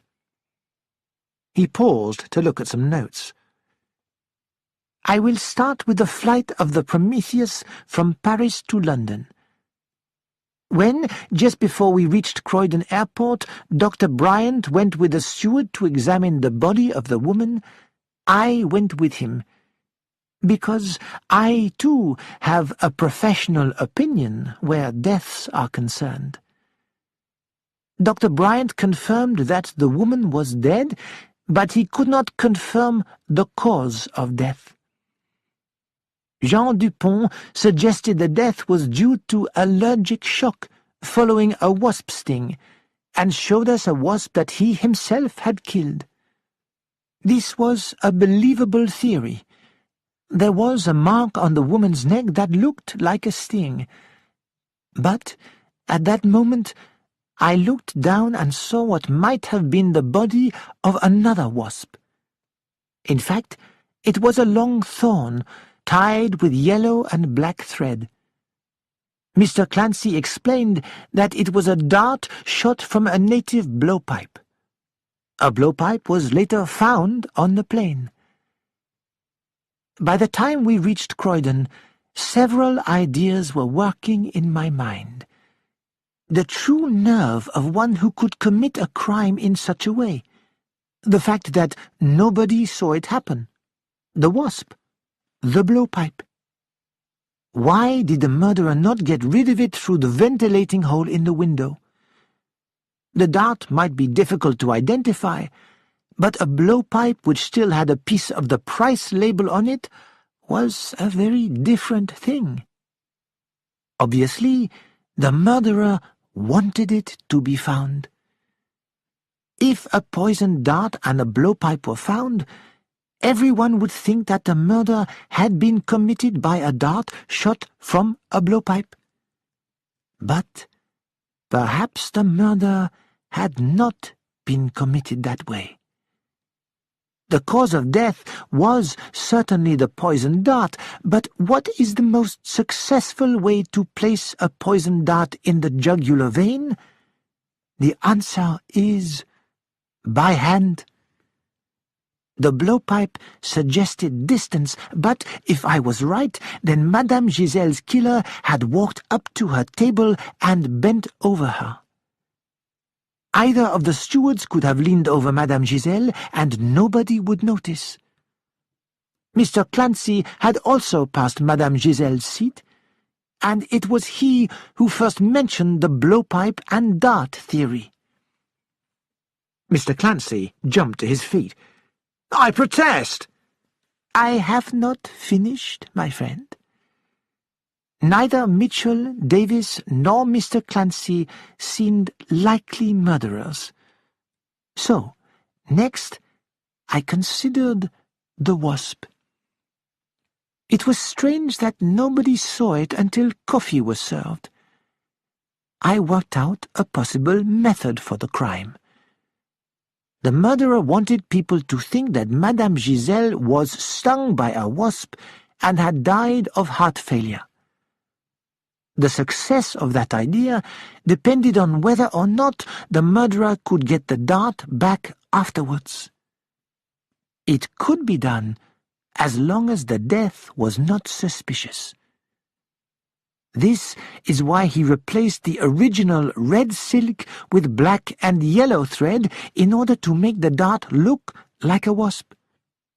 So, our murderer walks up to the victim, sticks the dart in her neck, and immediately releases the wasp. The powerful poison causes almost instant death, but if anyone noticed a cry, the wasp would explain it. The poor woman had just been stung. But the poison dart was discovered before the murderer could collect it. The theory of the natural death is now impossible. So, he hides the blowpipe down the side of a seat, and when the plane is searched, it is identified as the murder weapon.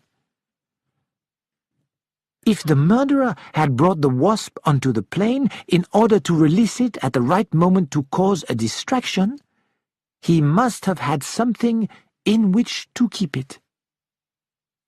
I examined the contents of the passenger's pockets and hand luggage and found an empty matchbox in Mr. Norman Gale's pocket. But Mr. Gale had never walked down the aisle. He had only visited the toilet and returned to his seat. It was the right clue on the wrong person. But in fact, there was a method by which Mr. Gale could have committed the crime, as the contents of his briefcase showed. My briefcase? Norman looked puzzled. I don't even remember what was in it. Poirot smiled. I will come to that.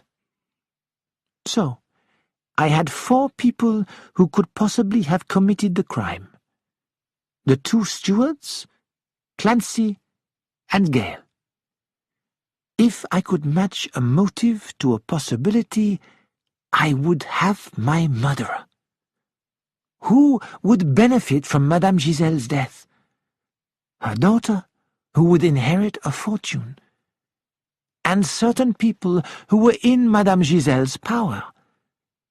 I only knew of one passenger who was definitely mixed up with Giselle, Lady Horbury. She had visited Giselle in Paris the night before. She was desperate, and she knew a young actor who might easily have been the American who bought the blowpipe and bribed the clerk in Universal Airlines to ensure that Giselle travelled by the 12 o'clock service. She had the motive, but I did not see how it was possible for her to commit the crime. And I could not see a motive for the stewards, Mr. Clancy or Mr. Gale. Were any of my suspects married? And if so, could one of the wives be Anne Morisseau? Mitchell's wife and the girl that Davis was seeing did not fit the picture. Mr. Clancy was not married, and Mr. Gale was in love with Miss Jane Grey. I investigated Miss Grey's background and confirmed that she was not Madame Giselle's daughter. The stewards did not benefit by Madame Giselle's death. Mr. Clancy was planning to write a book on the subject. Mr. Gale was losing patients from his dental business. Apparently, he lost, not gained, by the death of Giselle. I decided to get to know him better. I asked him to help me. I involved him in the fake blackmailing of Lady Horbury. He was a good actor and played his part perfectly. Lady Horbury did not recognize him. This convinced me that he could have disguised himself as an American in Paris and also have played the necessary part in the Prometheus. By now, I was very worried about Mademoiselle Jane. Either she was also involved in the crime, or she was completely innocent. And in that case, she might wake up one day to find herself married to a murderer. In order to prevent this, I took her to Paris as my secretary. And, while I was there, the missing heiress came to claim her fortune. She reminded me of someone, but I did not realize in time who that person was. The discovery that she had actually been in the plane seemed to destroy my ideas. Here, clearly, was the guilty person, but who was her accomplice? The man who had bought the blowpipe and bribed Jules Perrault. Her husband? I saw the answer. But, if I was right, Anne Morisseau should not have been on the plane. Then Lady Horbury told me that her maid Madeleine only travelled in the plane because of a last-minute change of plan. "I'm afraid I don't quite understand," said Mr. Clancy. "When did you stop thinking that I was the murderer?" asked Norman. Poirot turned to him. I never stopped. You are the murderer. For the last week, Jap and I have been busy investigating you. You became a dentist to please your uncle, John Gale, and took his name when you joined his practice, but you were his sister's son, and your real name is Richards. It was as Norman Richards that you met Anne Morisseau in Nice last winter, when she was there with her employers. She did, in fact, know her mother's maiden name. You identified Giselle in Monte Carlo and realized that there was a large fortune waiting for Anne if she died. From Anne, you learnt of Lady Horbury's connection with Giselle, and you planned the murder so that suspicion would fall on her. You bribed the clerk in Universal Airlines so that Giselle would travel on the same plane as Lady Horbury. You did not expect Anne to be on the plane. It threatened your plans. If anybody found out that Giselle's daughter and heiress had been on the plane, suspicion would naturally fall on her. Your idea was that she should claim her inheritance with a perfect alibi, since she would have been on a train or boat at the time of the crime. Then you would marry her. The girl was in love with you. But you only cared about her money. And at Le Pinet, you fell in love with Jane Grey. So, your game became much more dangerous. You wanted to win both the money and the girl you loved. You told Anne Morisseau that if she came forward immediately to prove her identity, she would be suspected of the murder. You asked her to take a holiday, and you went together to Rotterdam in Holland, where you married her. Then you told her how to claim the money. She must not mention her job as a lady's maid, and she must make it clear that she and her husband had been abroad at the time of the murder. Unfortunately, Anne arrived in Paris to claim her inheritance at the same time as Miss Grey and myself. You were worried that we might recognize Lady Horbury's maid, so you came to Paris yourself. But Anne had already gone to see the lawyer. When she returned, she told you about her meeting with me.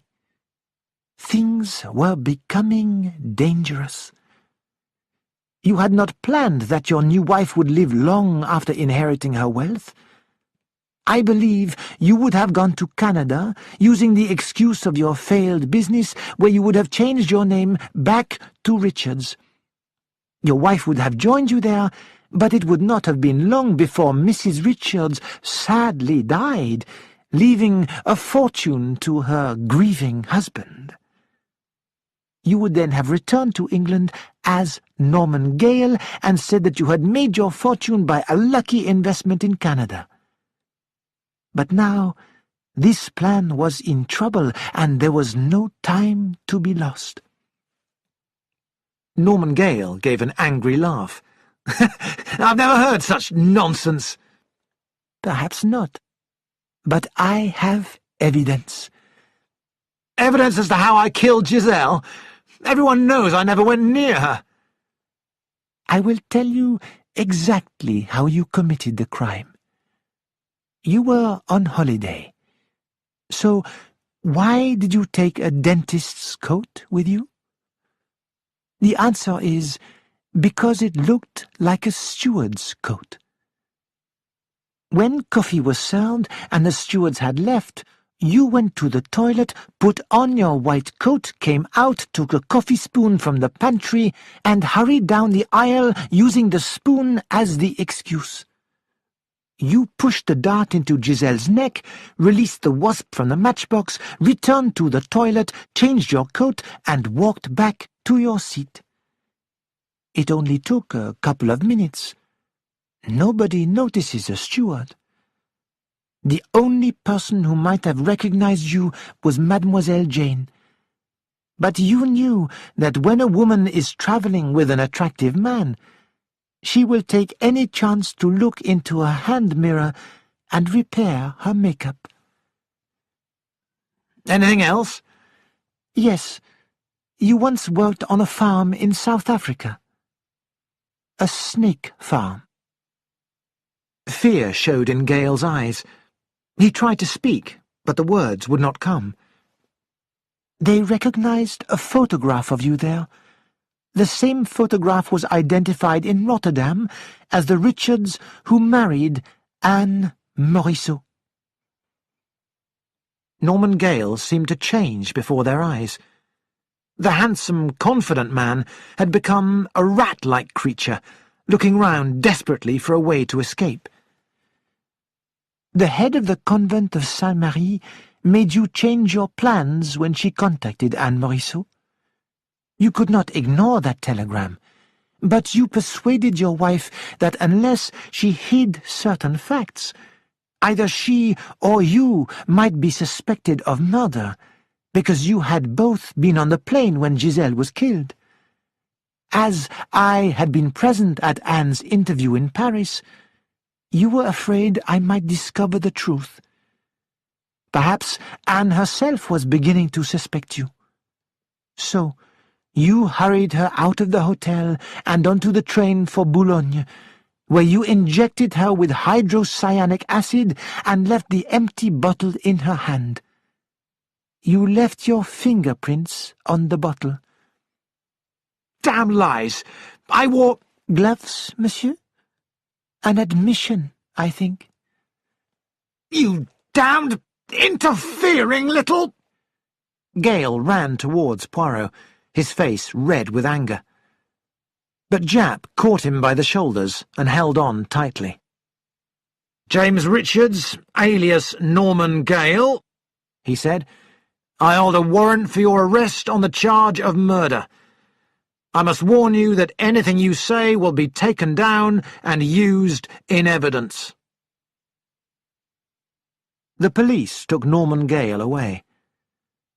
Left alone with Poirot, Mr. Clancy sighed happily.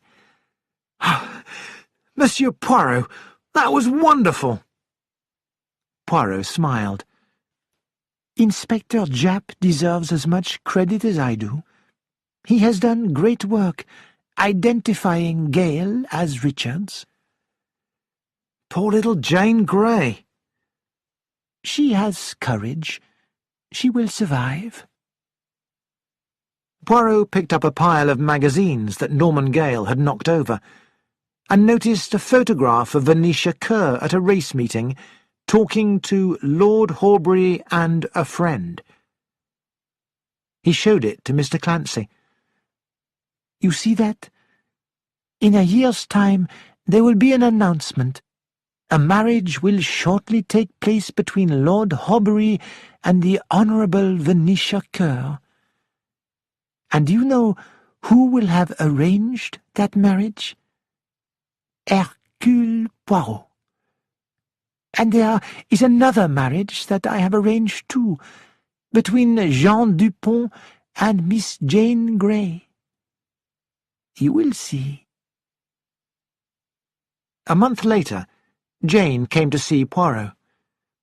She looked pale and tired. I should hate you, Monsieur Poirot. If you must. But I think you would rather know the truth than live a lie. And I do not think you would have lived that particular lie for very long. Getting rid of women is a habit that grows. I shall never fall in love again. Naturally.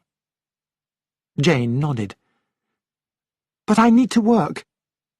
I want something interesting to do, to forget about all of this.